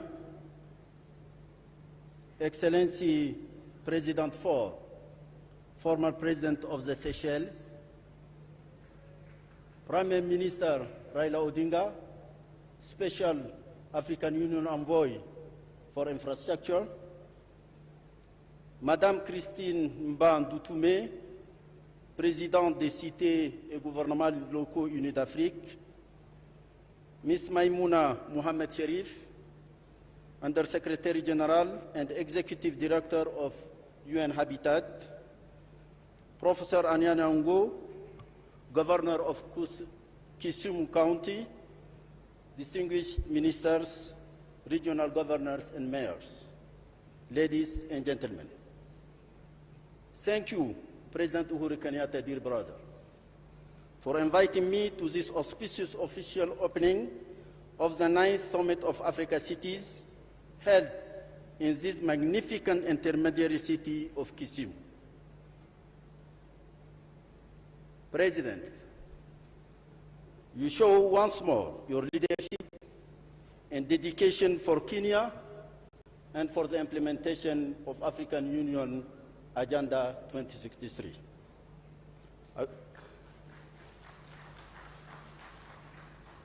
And thank you for encouraging me to speak English. I would like to congratulate the United Cities and Local Government of Africa, the Government of the Republic of Kenya, Governors of Kenya and the Kisumu County Government for the unprecedented organization of the summit and the warm hospitality extended to us. Excellencies, ladies and gentlemen, the African Union embraces the theme of this summit of AfriCities, of the role of intermediary cities in the implementation of Agenda 2030 of the United Nations and Agenda 2063 of the African Union. Intermediary cities have a crucial role on urbanization policy and have become a renewed subject of interest for governments, international organizations, and academics. Intermediary cities are growing fast and have the greatest potential to shape the urban future, and yet they are often overlooked. Much attention has been paid to capital cities, which are the political, social, and economic centers of a country. As a result, our economies fail to realize the benefits that a more balanced spatial development and intercity collaboration can generate. The growth of intermediary cities implies an increase in wealth, inequalities, need for housing, infrastructure and urban services, pollution, need for decent jobs, increased waste production, and therefore, the role needs to be recognized and clarified. If left alone to manage themselves without a clear role, cities will manifest into chaotic development. Cities have their unique challenges and potentials. Therefore, clarification of their role should take into consideration their peculiarities. Ladies and gentlemen, I am particularly pleased to see that the summit has chosen the theme linking the global UN agenda to Africa's agenda as a template of how to think global while acting locally to African aspirations and distinct cultural realities. Africa, like the rest of the world, has committed itself to the implementation of the United Nations agenda and the new urban agenda. Furthermore, the continent's agenda 2063 outlines not only our aspiration for the future, but also identifies key flagship programs which can boost Africa's economic growth and development and lead to the rapid transformation of the continent. The three agendas have powerfully captured the role of cities and their envisioned cities that fulfill their social, economic, ecological, and political function in an inclusive manner. At the continent level, the African Union has developed a regional framework for the implementation of the new urban agenda. The AU has developed also the African Charter on values and principles of decentralization, local governance, and local development to facilitate implementation of decentralization, which remains a challenge in many countries. This instrument serves as a sound foundation for guiding the development of our cities, as well as clarifying your role as local authorities in intermediary cities. With your experience and key role as mayors and governors, it is now up to you to make sure that these valuable tools become an integral part of your urban management to ensure the decentralization and urbanization we want. As you deliberate here on the shores of Lake Victoria, which is both a trade route, transnational water highway for cities beyond Kisumu, it is also a reminder of the impacts of climate change on our lives and livelihoods. I also want to remind you that regional integration is a fundamental objective of Agenda 2063. The African Free Trade Area Agreement, AfCFTA, can be seen in action here in Kisumu, a vibrant city that trades with neighboring counties and countries, facilitating the free movement of goods and people for the shared prosperity far beyond the shores of Lake Victoria. Ladies and gentlemen, may solidarity remains the engine that drives the African city experience, that of community and cooperation. As I conclude, it is my hope that as you share experiences and take stock of how local governments, policymakers, and citizens are working together to meet this aspiration, that they remain underpinned by the principle of African solidarity that we brought with us from our villages. It is my appeal, therefore, to you, honorable ministers, mayors, and senior government officials, to prioritize the signing and ratification of the Charter on the principle of decentralization and local governance, and that of public service and administration. I wish you fruitful deliberations and thank you for your kind attention. Merci, asante, erokamana. Thank you. Thank you so much, His Excellency Musa Faki, the Chairperson of the African Union Commission. Thank you for your candid words, sir. Your Excellency, it's now my humble duty to invite the Cabinet Secretary for Defense and the Acting Cabinet Secretary for Devolution, Honorable Eugene Wamalwa, to invite Your Excellency to deliver your opening official address. Welcome, Cabinet Secretary.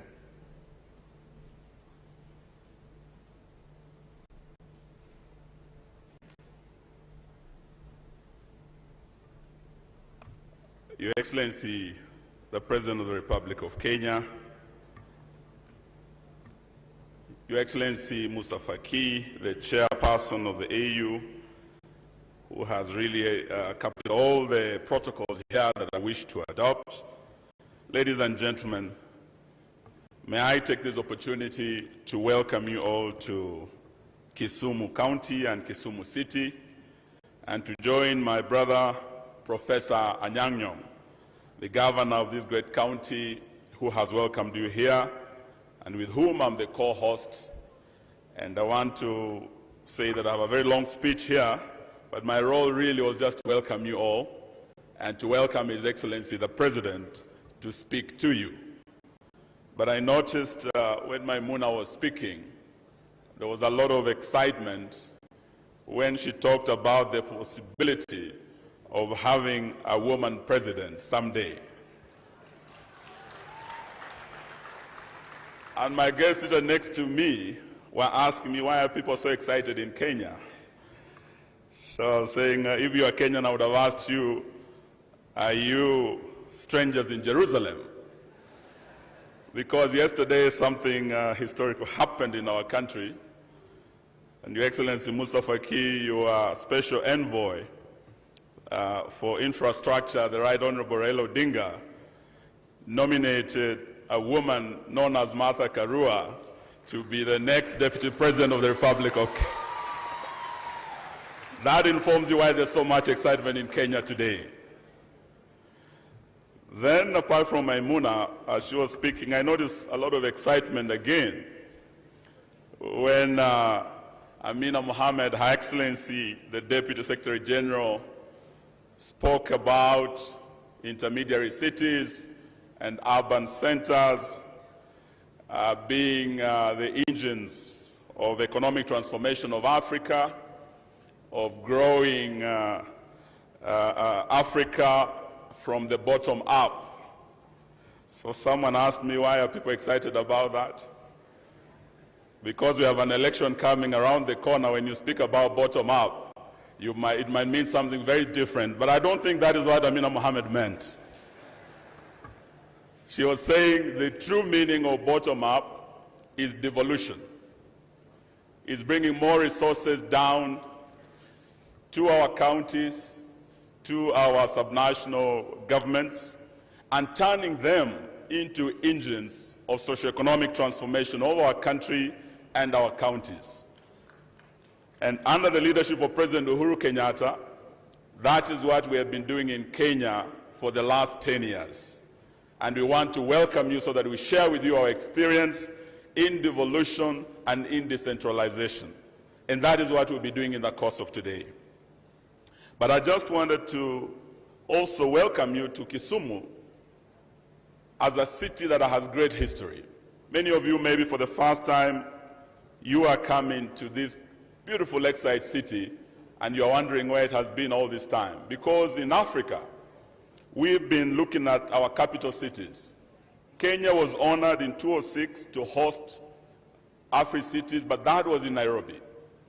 And we've been to the other capitals of Africa where we've held AfriCities, and we're very grateful to UCLG for giving us the opportunity as Kenya, as Kisumu with Professor Nyang'nyong, to be the first intermediary city in Africa to host AfriCities. The scripture said, who much is given, much is expected. Indeed, you put your faith in us, but you also gave us a lot of responsibility. And we know much is expected of us. And I must thank all those we've worked together to ensure that this day is a success. And I must thank, starting with Professor Nyong'o and his team. You have done well, Prof. If I was a voter in Kisumu, I would have said, teach tire tano tena. You have done extremely well. But my colleagues in national government, in cabinet, I must thank you, because we have walked a long way under the leadership of our president to make this a success. And I want to single out my colleague C.S. Macharia, with whom we have worked, with his PSs in charge of housing, PS Hinga, with the PSs in charge of roads, PSs in charge of transport to expand our airport here, to do our roads, and to make this day a success. I must also thank my PS, Korir. I think he's here with us. He's done a wonderful, wonderful job with our devolution team to make this day a success. And before I invite His Excellency the President, just to give you a little history about Kisumu. This city has a great history, like other cities in Africa, in Europe, and across the world. It has a long history that stretches back to the Victorian era. We had two Englishmen who came here in 1858, Speke and Barton, and they said they had discovered Lake Victoria, and they named it after their queen. Before they came, the community living here, the Luo community, called Lake Victoria Namlolwe. The Luyas lived here, they called it Enyanja ya Walude. When you go to the Rwandese, they call the lake Enyanza. But Speke and Barton came and said they were the first people to discover Lake Victoria, and they named it after their queen. That is how Lake Victoria came to be. The second thing that happened was the British now came in to open up the hinterland of Africa to connect the port of Mombasa and the port of Kisumu. And this is one lesson we want to take away as Africa, the importance of infrastructure in developing intermediary cities, in growing intermediary cities. Indeed, Kisumu grew as an accident, and it came out of a huge debate in the British Parliament when Henry Lobaloch called this a gigantic folly. Building a train from Mombasa to Kisumu looked like an impossibility then. In 1896 they started, and it was opposed by the British Parliament, but it went on through a lot of challenges. Winston Churchill came and said this was not a folly. In fact, it was a brilliant conception, and it was an art of the British tradition of muddling through things. So they muddled through a lot of politics back home to get on the ground. There were lions who were man-eaters in Savo. They muddled through the Savo. They had tsetse attacks, a lot of disease. They muddled through it. They went through ravines, valleys, faced the Maasai warriors, very fierce Nandi warriors. But they muddled through it, and by 1901, they arrived here in Kisumu. It was then called Port Florence.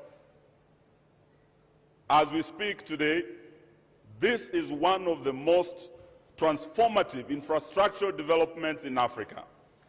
We are happy that after our president took over, we have continued to invest as national government in this infrastructure. We have a standard gauge railway that has been built during this administration, all the way from Mombasa. It's now in Naivasha. It will come to Kisumu. We know that it was not easy to do that, but again, we are transforming this city because of that infrastructure. Investing in ports, as Musa Faki has said, it's about ports, it's about roads, it's about the rail, it's about water infrastructure. And this is one lesson we want to take away as we look at the future of intermediary cities in our continent to transform it. So I want to thank you. There will be many sessions where we want to share experiences about our journey in devolution, about the success of decentralization in this country. There are many breakaway sessions, there are many delegations that we have engaged. Please take your time, let us engage, share experiences and learn from each other. Let us also look at how we can look at the challenges facing us, how we can overcome these challenges, and how we can address the vulnerabilities that are going to face our populations as they move into their cities. Experts are saying by 2050, we'll have over 60% of our populations in these intermediary cities. So we must prepare for that. And the role of intermediary cities in realization of the AU Agenda 2063 and the EU Agenda 2030 is at the center of our discussions today. Please let us share, but also take time to enjoy the beautiful lake out there, Lake Victoria. It's the biggest tropical lake in Africa and the second largest freshwater lake in the world after Lake Superior. Take your time and enjoy our hospitality, and it's now my pleasure and honor to invite His Excellency the President to address us. Welcome, Your Excellency.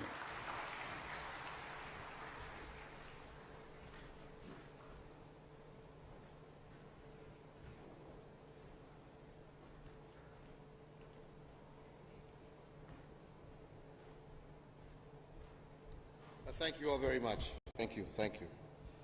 Please be seated. Thank you. Your Excellency, the Chairperson of the African Union Commission, Musa Faki Mahamat, my dear friend and brother Danny Fo, the President of the United Cities and Local Government of Africa, Christine Ba Dutume, the Governor of Kisumu, Professor Anyang', all Excellencies, delegates, distinguished guests, ladies and gentlemen, let me begin by saying it is a great honor to welcome you all to Kenya and to our lake city of Kisumu for this 9th edition of the AfriCities Summit.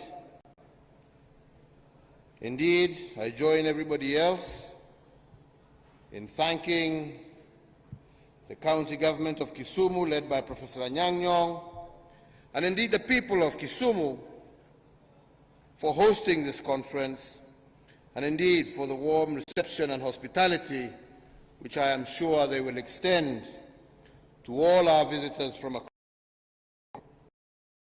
We are convening here at a very time in the history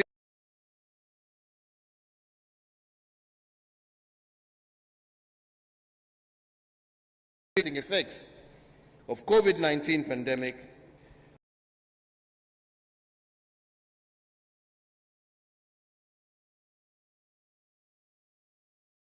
circumstances have put multilateralism as we know it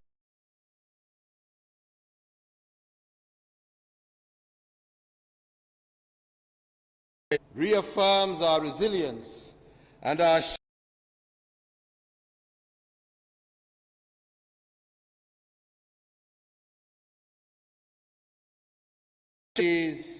and indeed our metropolitan areas better. We have amongst us delegates from approximately 110 countries from all over the world. And I believe that this is a summit not just of thinkers, but also of doers. And we are therefore called to bring tangible, practical, and sustainable solutions to the challenges facing Africa's urban areas. Recognizing that this noble goal is not a task solely for governments, we also have amongst us members from society organizations, representatives of our African diaspora, economic actors, policy experts, researchers, academicians, financial institutions, as well as development partners. These diverse actors all share in our objective of strengthening the role of local and regional governments in the development of our continent, as well as accelerating the integration and unity of Africa by creating linkages between nations and cities on our continent. So on behalf of the people of Kenya, I am particularly grateful to the leadership of the United Cities and local governments of Africa for choosing Kisumu as a host city for this year's AfriCities Summit, the first such intermediary city to host such a conference. For centuries, this particular intermediary city of Kisumu has been a melting pot of different cultures, a hub for trade, and a gateway into Eastern and Central Africa. And so in this context, I do invite you all to join in this continental moment of taking stock and reflecting, learning, as well as planning under this year's theme of the role of intermediary cities of Africa in the implementation of our Agenda 2030 of the United Nations and our very own African Union Agenda 2063. This year's summit is most apt as the summit comes at a time that is critical when our continent of Africa is facing rapid urbanization and the challenges of future cities are increasingly coming into sharp focus, more so after the shocks of the COVID-19 pandemic. Cities and local authorities around the world have played a key role in the response to COVID-19. They were our first line of defense. They were at the forefront of our prevention and containment measures, the vanguard of our humanitarian response, as well as taking the first steps towards building back livelihoods post-COVID. Local authorities therefore proved to be an indispensable ring in the governance chain and an instrumental part of pandemic prevention and response actions. Consequently, time is ripe for scaling up the role of intermediary cities as the next frontiers of African urbanization and development. I say this because in Africa, an unprecedented rate of urbanization has propelled intermediary cities to stand at approximately 1,086. These intermediary cities like Kisumu, where we are today, are home to approximately 174 million people, representing about 36% of our continent's total urban population and contributing about 40% of our continent's GDP.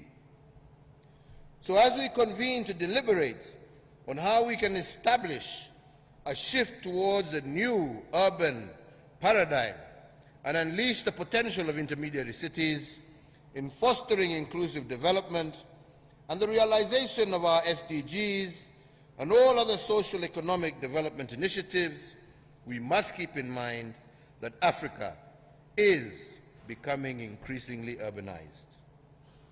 The traditional rural focus within development plans risk marginalizing a growing section of our population, one which will soon be the majority. This is not to say that our rural areas should take a back seat. Rather, it is to recognize that our development plans must be in tune with the realities of rural-urban migration and the concentration of large populations in small and often unplanned settlements in metropolitan areas. This calls for proper planning to create smart cities that meet future urbanization challenges, plans that address the emerging needs related to food security, health, shelter, environmental conservation, as well as infrastructure. The need for proper urban planning was clearly demonstrated during the peak of the COVID-19 pandemic, when it became necessary to support those living in informal settlements in our cities and urban areas with food rations, as well as the provision of sanitary facilities. So, ladies and gentlemen, the challenge of our time is therefore to make our intermediary cities and municipalities sustainable and fit for all our citizens. Accordingly, this summit has the task of providing the continent with a comprehensive and achievable roadmap on how our intermediary cities can contribute towards the implementation of the Agenda 2030 of the United Nations, as well as our own African Union Agenda 2063. Here in Kenya, for example, the national government has over the last 5 years been implementing projects and programs geared towards improvement of lives of our people through the achievement of the SDGs. This has been under the auspices of our National Economic Blueprint, our Kenya Vision 2030 and its medium-term plan, the Big Four, and the agenda espouses provision of a decent roof over many more heads at affordable costs, at affordable health care for all, value addition by increasing manufacturing and jobs, as well as ensuring food security for all our people. We have also embarked on a slum upgrade program that is spread across our country, notably in our capital city of Nairobi, and the intermediary cities of Mombasa and Kisumu, as well as our youngest city, that being the city of Nakuru. These concerted actions have been through the Kenya Devolution Support Program, the Urban Support Program, the Kenya Slum Upgrade Program, and the Kenya Informal Settlement Improvements Program. So to achieve the goals of this convention, we must make this, the 9th edition of the AfriCities Summit, a questioning summit.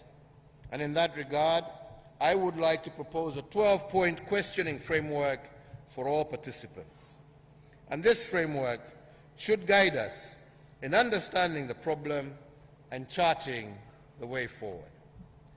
Firstly, how do we reinvigorate the management of urbanization, the electricity feed, provide affordable and inclusive transport, provide high quality and accessible education and health care, and improve the standards of water and sanitation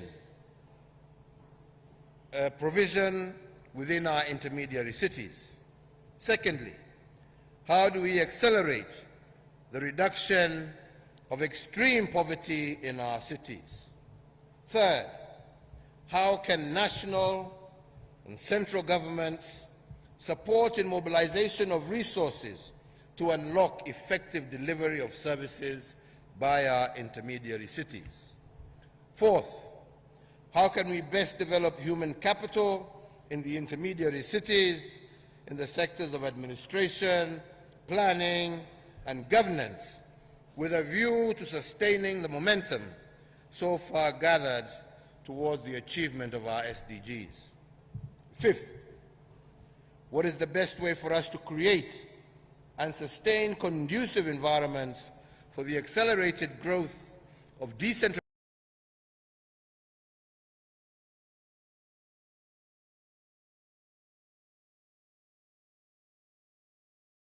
Sixth, how do we reposition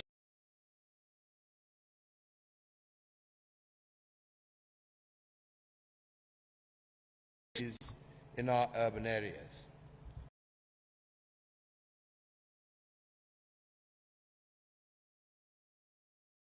In civil society, the private sector,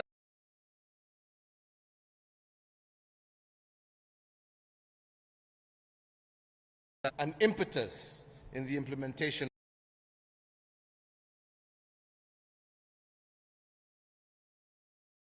of the effects of climate.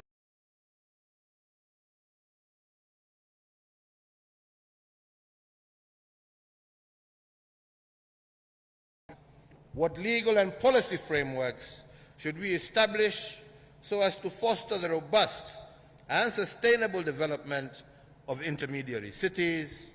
And 10, what incentives should we put in place to enhance the competitiveness of our intermediary cities as the new frontiers and hubs for innovation, trade, and tourism?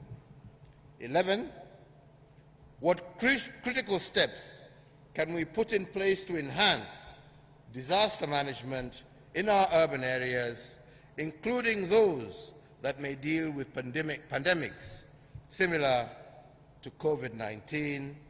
And 12, as we scale up and develop our urban areas in general, and in particular our intermediary cities, what strategies and policies are required to confront the threats of radicalization and terrorism, especially in the urban areas, including our intermediary cities?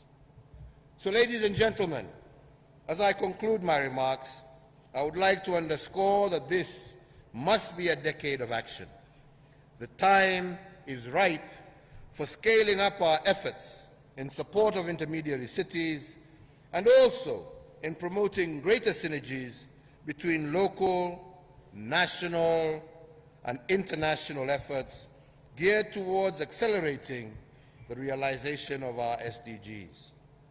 In every community and nation in Africa, There are sayings that recognize that in unity there is strength, and there is no challenge, no matter how seemingly insurmountable, can prevail over unified and united actions.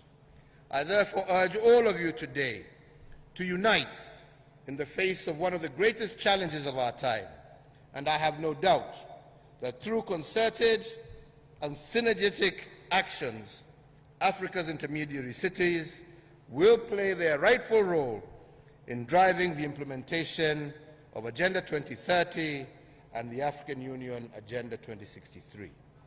So, ladies and gentlemen, with those few remarks, it is indeed my great pleasure and honor to declare this 9th AfriCities Summit officially open, and I really look forward to the fruitful deliberations that I'm sure will take place here in this great city of Kisumu. Thank you, and God bless Africa. Thank you very much.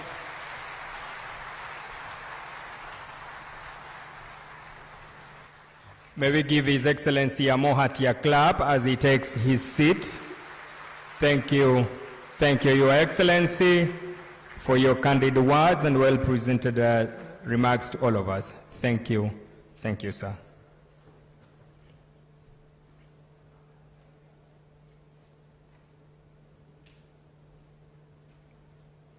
Thank you.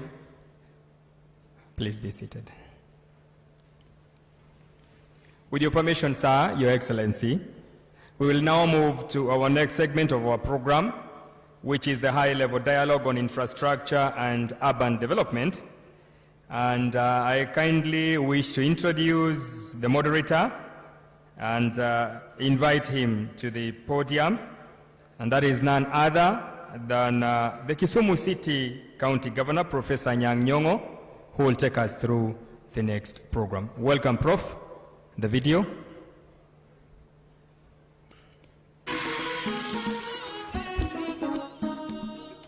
Welcome to Kisumu, Kenya's third largest city.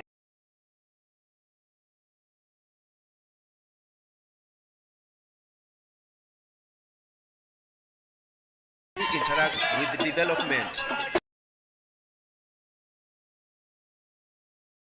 It is very easy to move in and out of Kisumu.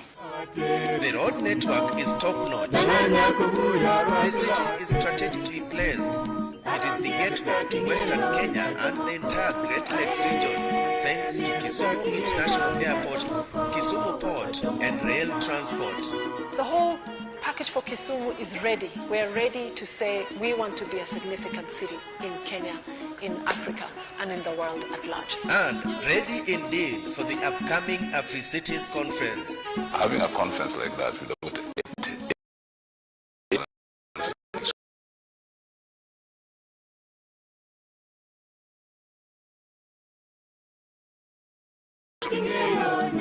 every support in order for you to be able to showcase Kenya and Kisumu to Africa and the rest of the world. There is ample accommodation in Kisumu, from high-end hotels and resorts to guest houses and apartments. We've got several hotels that have opened up into the region. In Kisumu alone, we have 324 hotels. There are also so many magical places within and around the city, with those in the neighboring counties within reach.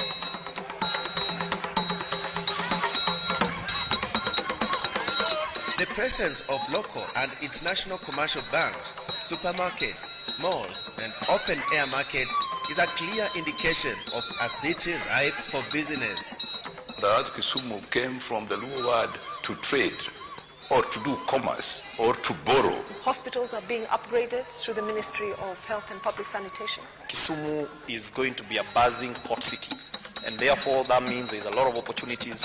In recreation, Kisumu All-Stars Football Club stands out. Not to forget hockey, volleyball, golf, basketball, and handball, among others. Key educational institutions include the University of Nairobi, Maseno University, Kenyatta University, Mount Kenya University, Jomo Kenyatta University of Agriculture and Technology, Uzima University, and Kisumu National Polytechnic. Kisumu County in general is rich in agriculture too, with rice farming and sugarcane farming contributing to the county's socio-economic growth and has room for potential investors. People are positive about investing in Kisumu in all areas. In agriculture, in industry, manufacturing, maritime transport, housing is a big area of investment. In tourism.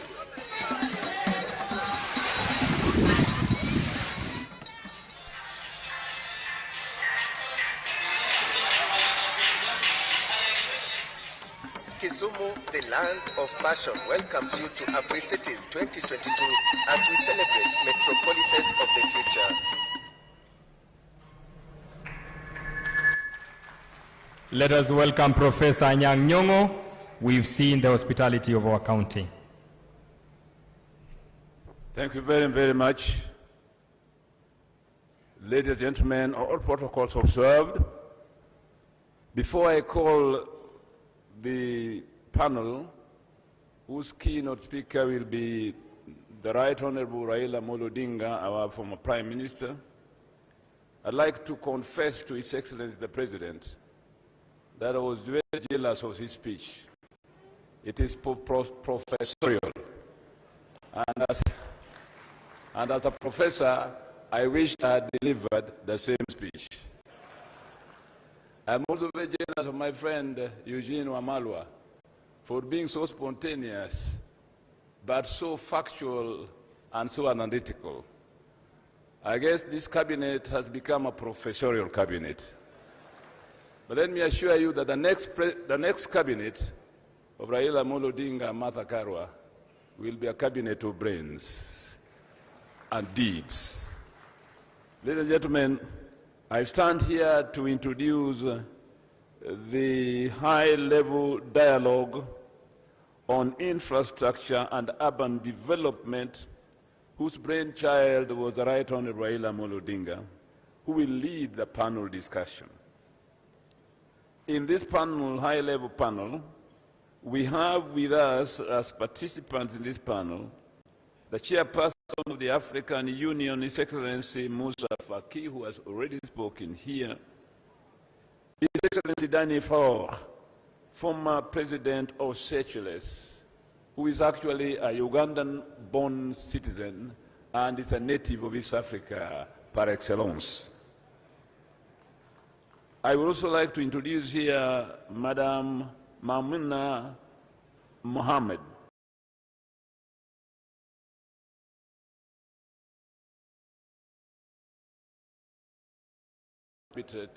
and UN Habitat has been very keenly involved in developing infrastructure in Kisumu and other urban areas. In Kenya, we have had two gurus of infrastructure. When we were in the Kibaki cabinet, the Right Honorable Raila Amolo Odinga was the Minister for Housing, Public Works and Roads. And I assure you that the roads expansion you are seeing today under His Excellency Uhuru Kenyatta was started then. When I was becoming governor in the county of Kisumu, I had a manifesto. And I said that I would like to expand maritime transport on the lake. The day he was elected, I went to the lake and looked at it and the harbor, and I said, what mistake did I make? This is a mathematical task I will never undertake. Thanks to the Prime Minister and the President. If you go to the port today, it's a wonderful work of a modern harbor that has already started increasing maritime transport on the lake. And we do believe that it forms the backbone of the economy of Kisumu. I'd like to give applause to the two gentlemen. It is this keen relationship between infrastructure and urban development that we see all the time. As a road is being built, markets emerge.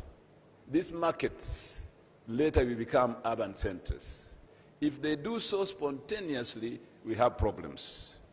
If they do so with a planned future, we have opportunities. The essence of this panel today is exactly to discuss that possibilities of exploiting opportunities given by the infrastructure already being developed in a country like Kenya to be the backbone of the provision of sustainable and resilient urban areas in the future of our nation. Thank you very much. Let me now invite here the Right Honourable Raila Amolo Odinga to come and take his chair and give his speech subsequently to the panel. Let me also invite to come and take the chair the former president of Seychelles. Let me invite also the chairperson of the African Union, Mr. Faki, and Madam Amuna, to come and sit over here so that you can see them as the discussions goes on. Ladies and gentlemen, welcome.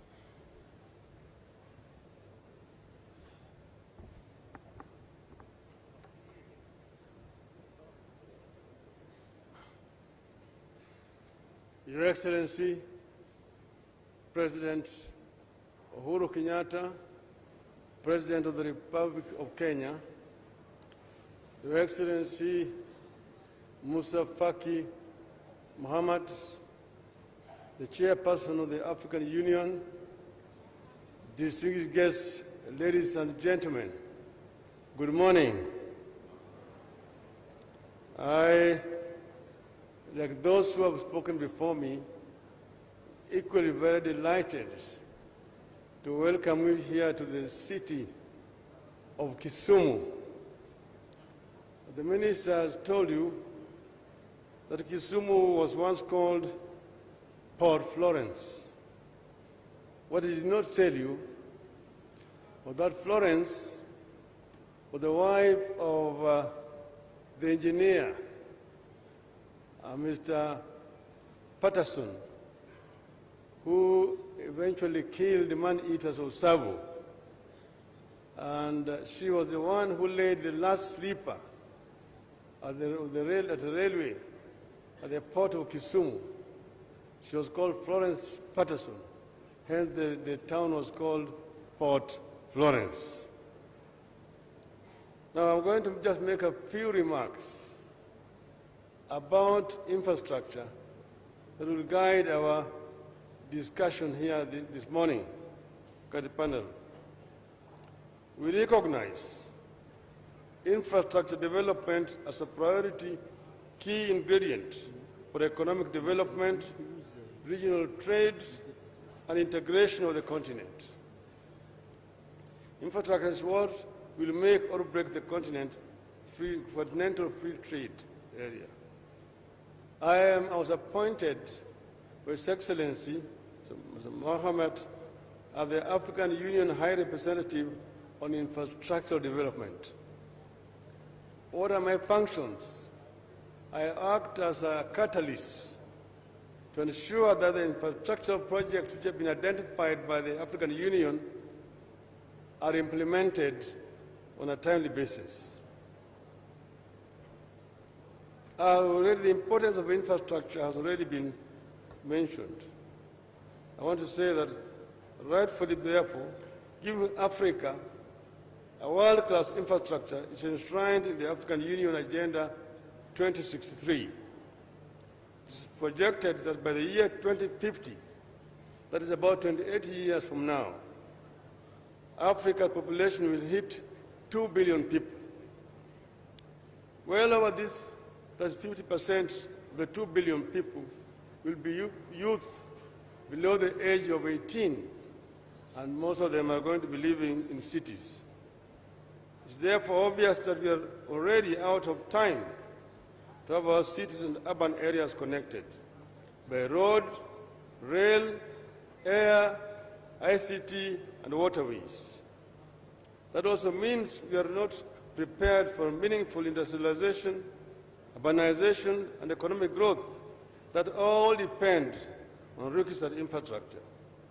As you know, in 2018, I accepted this appointment. In the same year, the African Union, African countries agreed to establish the African Continental Free Trade Area. According to INECA, the African Free Trade Area will increase the value of inter-African trade by between 15 to 25%. Right now, Africa trades very little with itself. It is estimated that intra-African trade is just about 15%. Inter-European trade is 70%. Inter-Asian trade stands at 50%. Even South America stands at 25%. But why does Africa trade very little with itself? But the major reason is infrastructure. They don't have adequate infrastructure that connects these African countries. As an example, Kenya lies on the East African coast.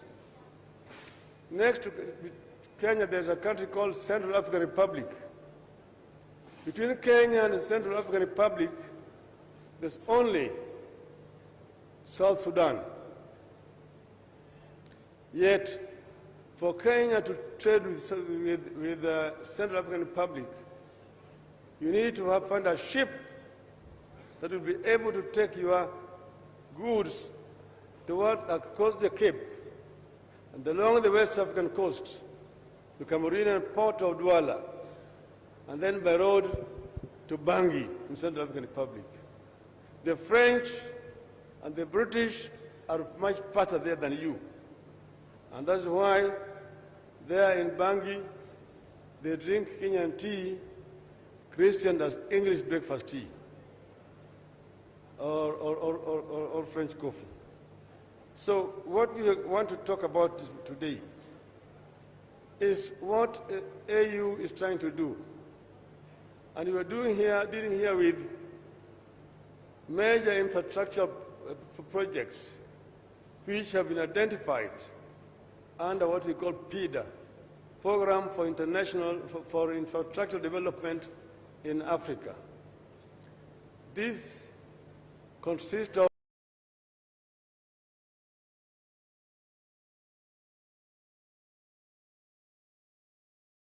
network, that is fiber optic network.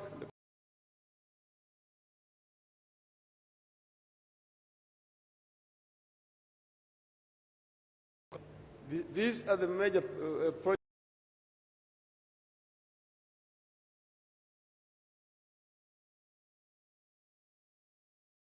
You've got Dakar to Lagos,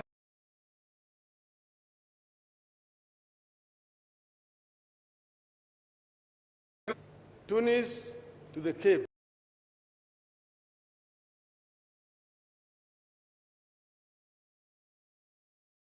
To Djibouti.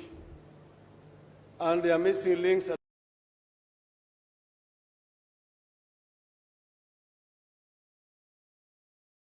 different highways that we're talking about.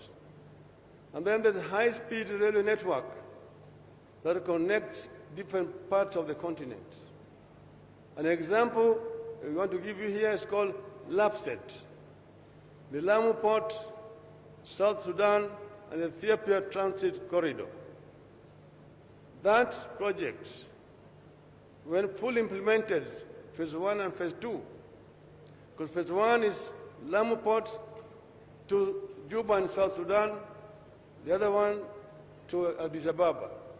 The second one goes through Central African Republic all the way to Cameroon and port of Kribi, creating a land bridge that connects the Atlantic Ocean to the Indian Ocean and opening up the interior of the continent to wider trade, to Chad, to Niger, to Congo Republic and DRC, to Sudan, and then on to Egypt.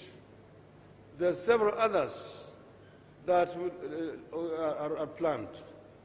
In as far as energy is concerned, Africa is energy deficient. Right now, the total installed capacity in the continent of Africa is 145 gigawatts. That is almost equal to South Korea's 130 gigawatts. But South Korea has only got a population of 52 million people. Africa has got 1 billion people, meaning that we are not fully prepared for our modernization, which is going to come whether we like it or not. So we need, therefore, to invest more in energy generation as well. We are planning also to construct 19 new ports on the continent. Also, about 20 new airports, improving the air transport in the continent. Currently, Africa, air transport in Africa is too expensive. Some of it because of bureaucracies in the continent, and some of it because of lack of proper infrastructure on the ground. This is another area where we need more investment. So I want to say, conclude here by saying that Africa has a need for more investment in infrastructure development. There is capacity deficiency.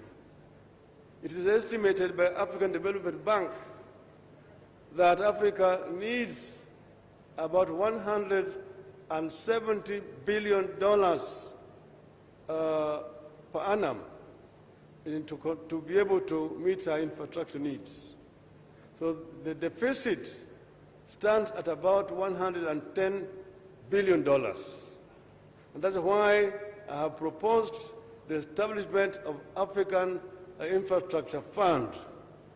And we've been working here with several institutions to create this fund. We have established that there are a lot of capital lying idle on the continent, sovereign funds, pension funds, and insurance funds. So we are working towards tapping into these resources so that Africa can be self-sufficient in terms of funding, that Africa does not have to depend and rely on funding from just international financial institutions or bilaterals, some of which proved to be very, very expensive to African countries. So with these many remarks, I'm now happy to now sit down with the panelists, and then we can start this discussion. Thank you. Thank you very, very much, Mr. Prime Minister. You can take your seat among your colleague, the panelists. That is the Prime Minister Raila Amolo Odinga, the High Representative of African Union on Infrastructure. Here we have the Chairman of African Union himself, my dear friend, His Excellency Musa Faki.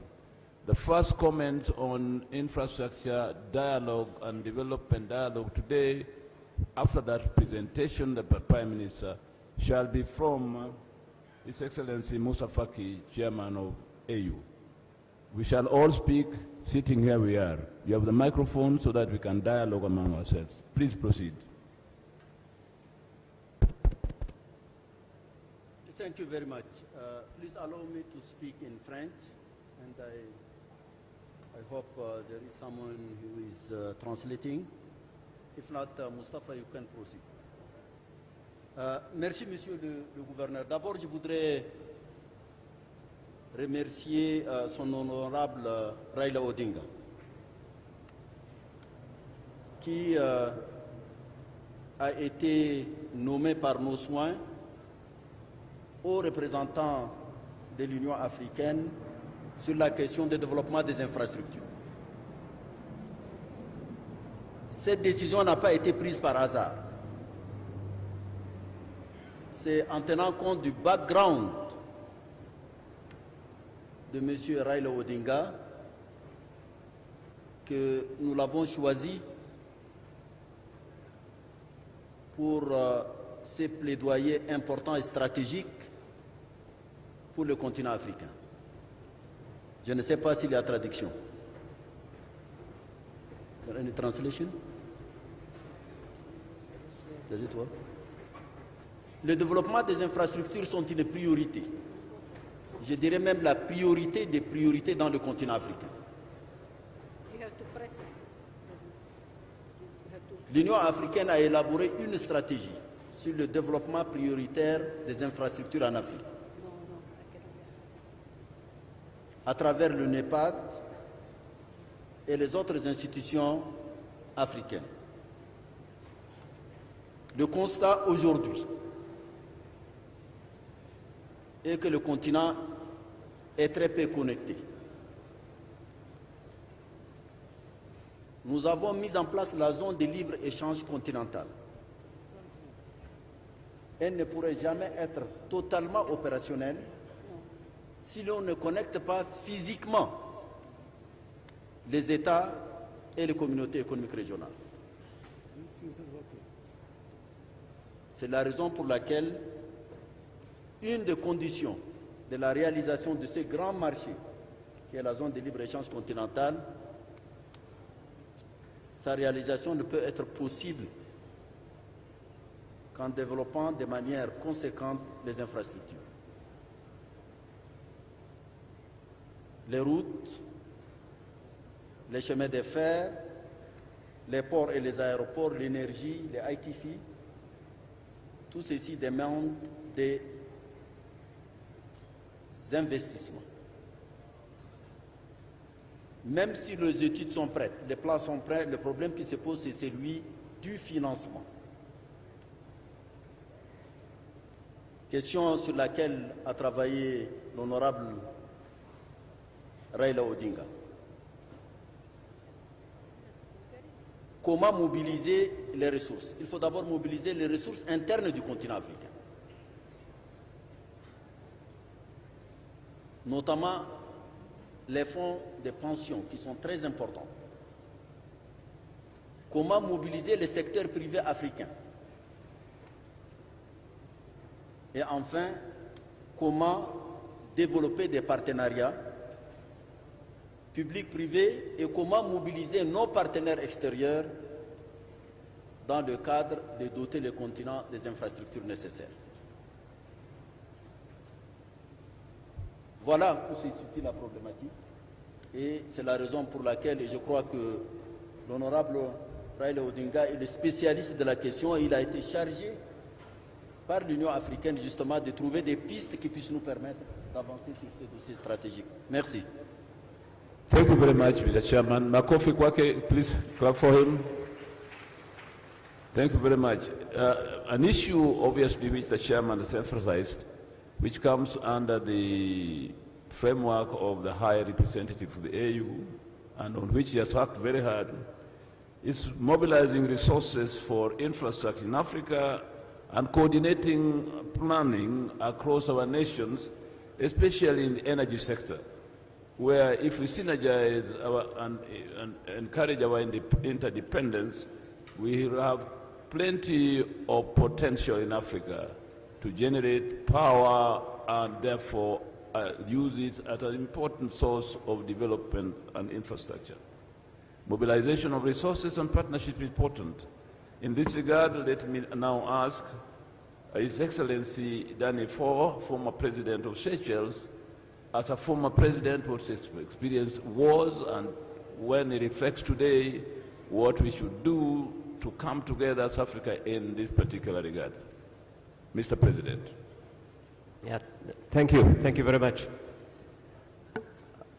I think, first of all, we need to remind ourselves that on our continent, we have institutions, some excellent institutions.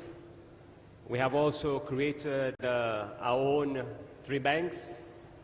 We have the AfriExim Bank. We have the Trade and Development Bank. And of course, we have the African Development Bank.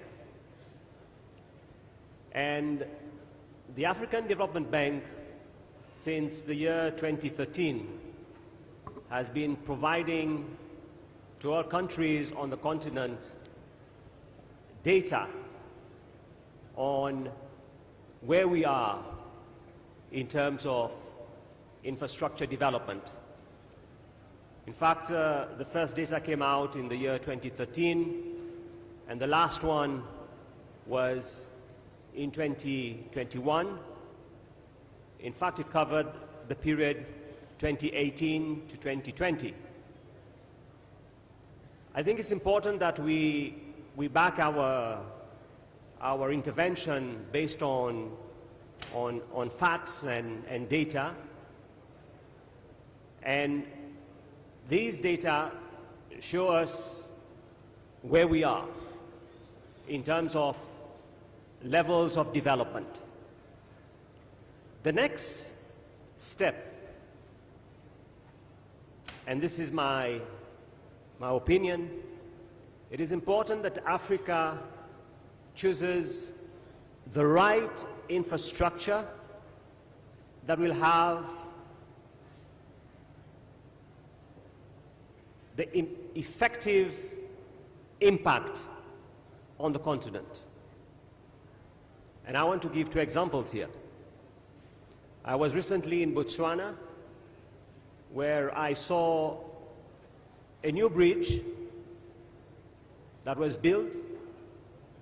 The length of the bridge is 971 meters,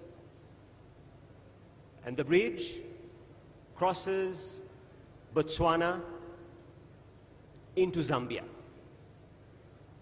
but provides a hub in terms of trade to cover two other countries, and this is Zimbabwe and Namibia. Now, for me, this infrastructure is strategic, is important. So as we move forward on the continent, we need to look at other projects. And here in Kisumu, I've been told by the governor, our moderator, as you know, Kisumu sits on the Lake Victoria, and they have been building what is called a new maritime corridor that will help citizens of Eastern Africa. And this is very good. This is the type of strategic infrastructure that is needed for our continent. The challenge that we have after COVID is where will the resources come from? Because what COVID has taught us, that we remain very vulnerable. Apart from the number one threat to the continent, which is climate change, we have other threats on our continent. So this calls for united action. And here when I talk about united action under the African Union, in the presence of our chairman, I am talking of coordination. I think our approach on the ground should not be fragmented. I think our approach on the ground needs to be strategic, but well coordinated, so that the outcomes are beneficial to our nations and population. So in answering the question of the moderator, let us make use of the three banks that we have and ensure that we have bankable projects. I repeat, bankable projects that fall within the vision that we have for our continent. Thank you for listening. Thank you so much, Mr. President. The issue of bankable projects, strategic planning, and making good choices will be based on getting information and the right data. Comparative data among African countries coordinated by the African Union and other inter-African institutions. In that regard, I'd like to call now Madam Mamuna Sharif, the Executive Director of UN Habitat, an organization which has been very key in getting data and using that data to transform urban centers and also to encourage infrastructure across the nation so that these urban centers can synchronize with each other. Madam Sharif Mamuna. Thank you very much, Honorable Governor, distinguished delegates. Thank you for having me and having UN Habitat on this panel. And we heard from the speeches this morning and also from the President's speech just now, we are facing now the 3 C's conflict: COVID-19, climate emergency, climate change, or whatever you say is climate refugees is happened now, and also the conflict and crisis. And all the 3 C's will end up in C's. What I mean, the other C is cities, because more than 70% of the population will be in city. And city, as we know, now the theme of today's AfriCities is the role of the intermediate city. And city also consumes 70% of the energy and also produce or emit 70% of the carbon emission.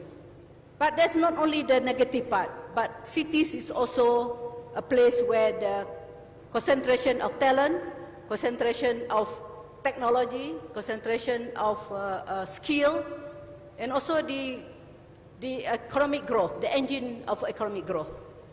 Let me bring back to the Africa.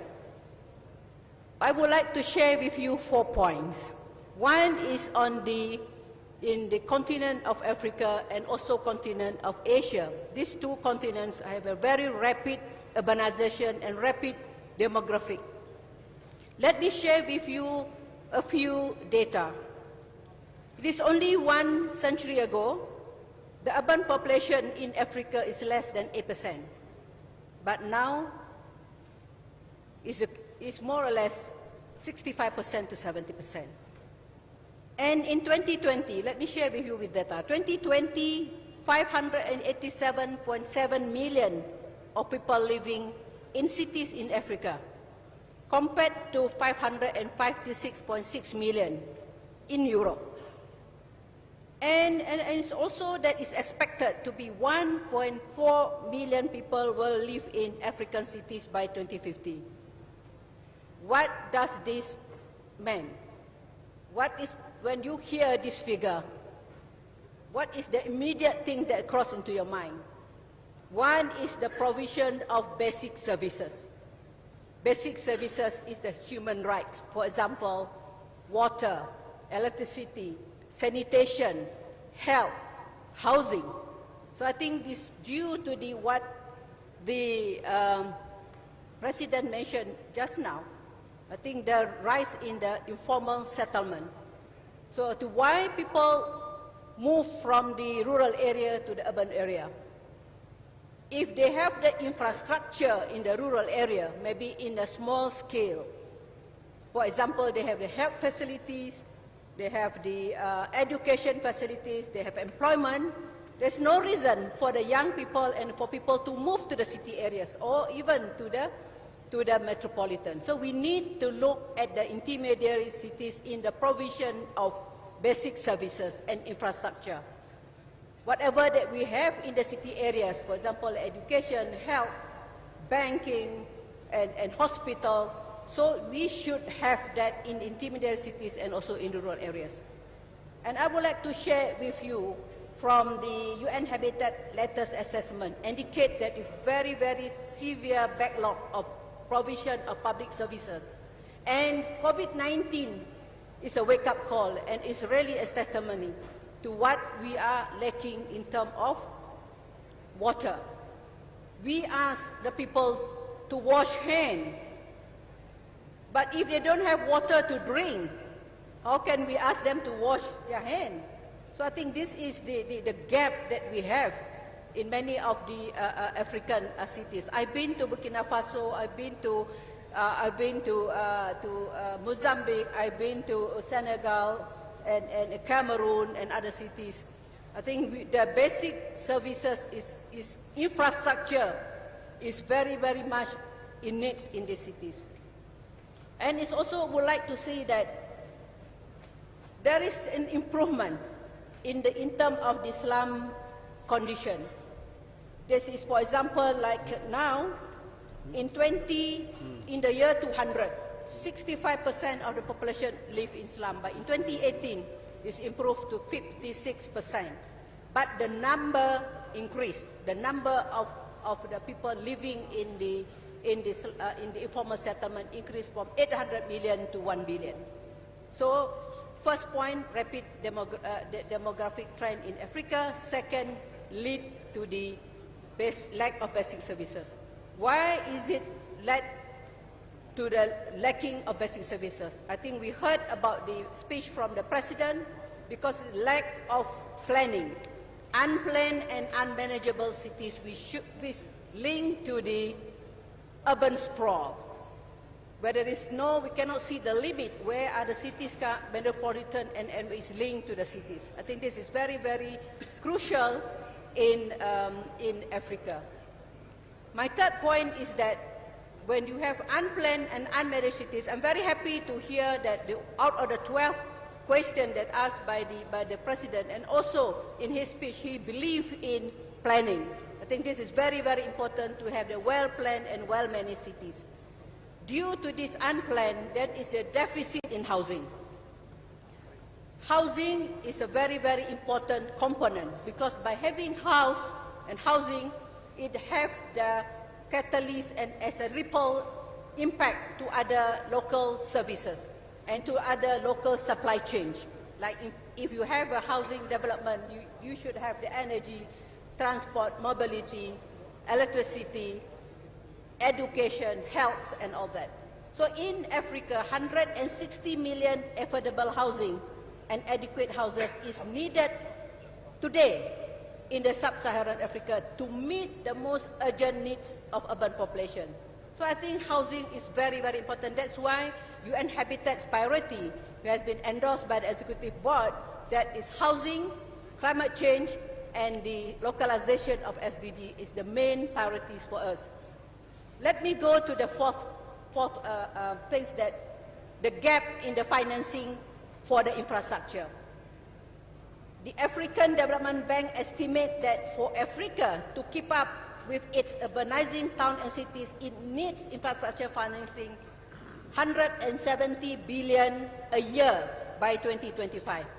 This is the reality. We need 100 billion. The financing gap is 100 billion a year.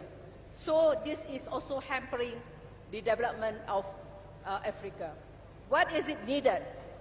I'm very, very happy to hear the President say that we need planning. What we need is that I would like to share with you three things.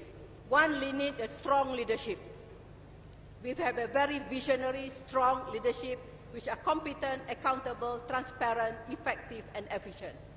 Second is the governance, either at the local level or at the regional level, at the national level. The governance must be there. And the third is the capacity. The capacity, it can be the hardware and also the software. The hardware and the software is talent, technology, capacity, finance, and the hardware is, of course, the tools and the infrastructure. So I stop here. I will get any question that I will try to answer. Thank you so much, Honorable Governor. I pass back the floor to you. Thank you. Thank you very, very much, Madam Mamuna.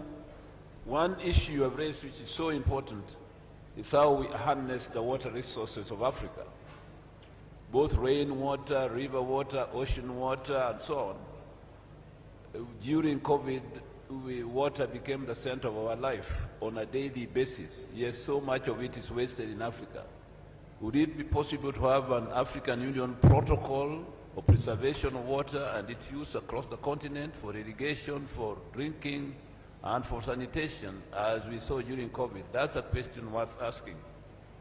At this point in time, I'd like to ask any member of the panel who has a comment to make from the comment for the colleagues, or a question to raise before we move to the next.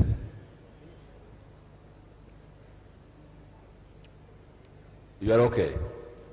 So any person from the audience? If not, let me consult with the permanent secretary to move to the another segment. Thank you so much, ladies and gentlemen, for your role. Let's clap for the panel.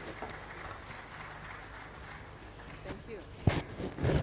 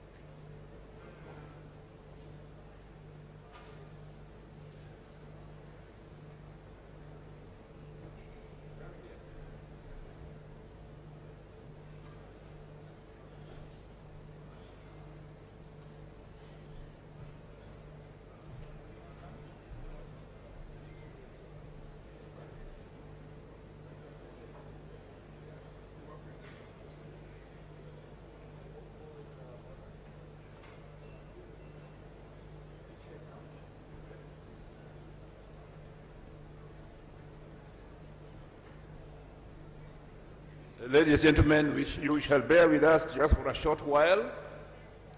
We have a very important and special ceremony to perform now as the final act this morning to open this convention and this summit.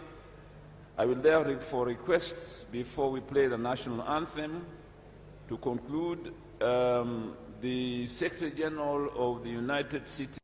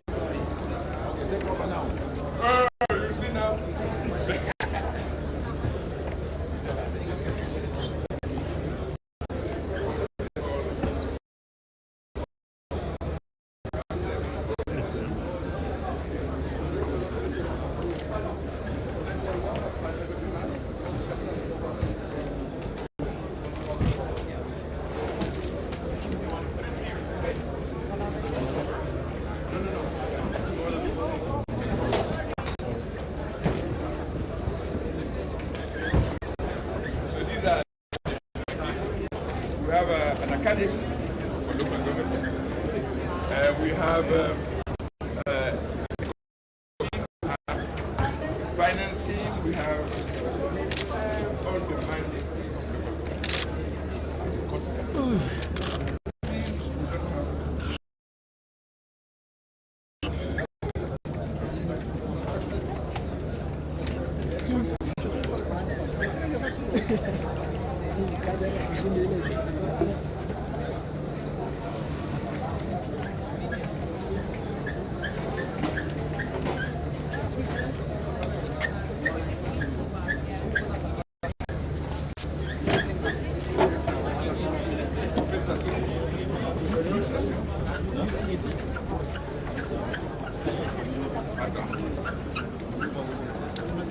This is our board organization.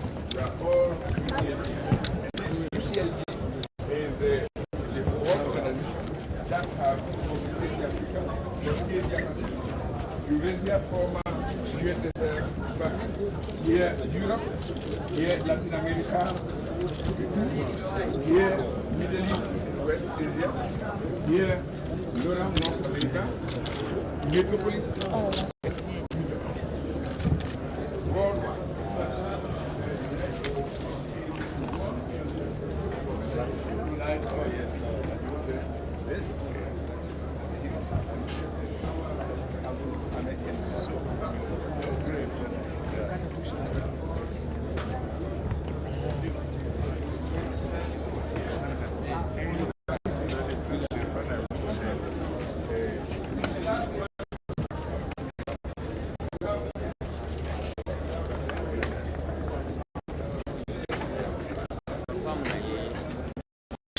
Kwani anaona sisi tunacheza.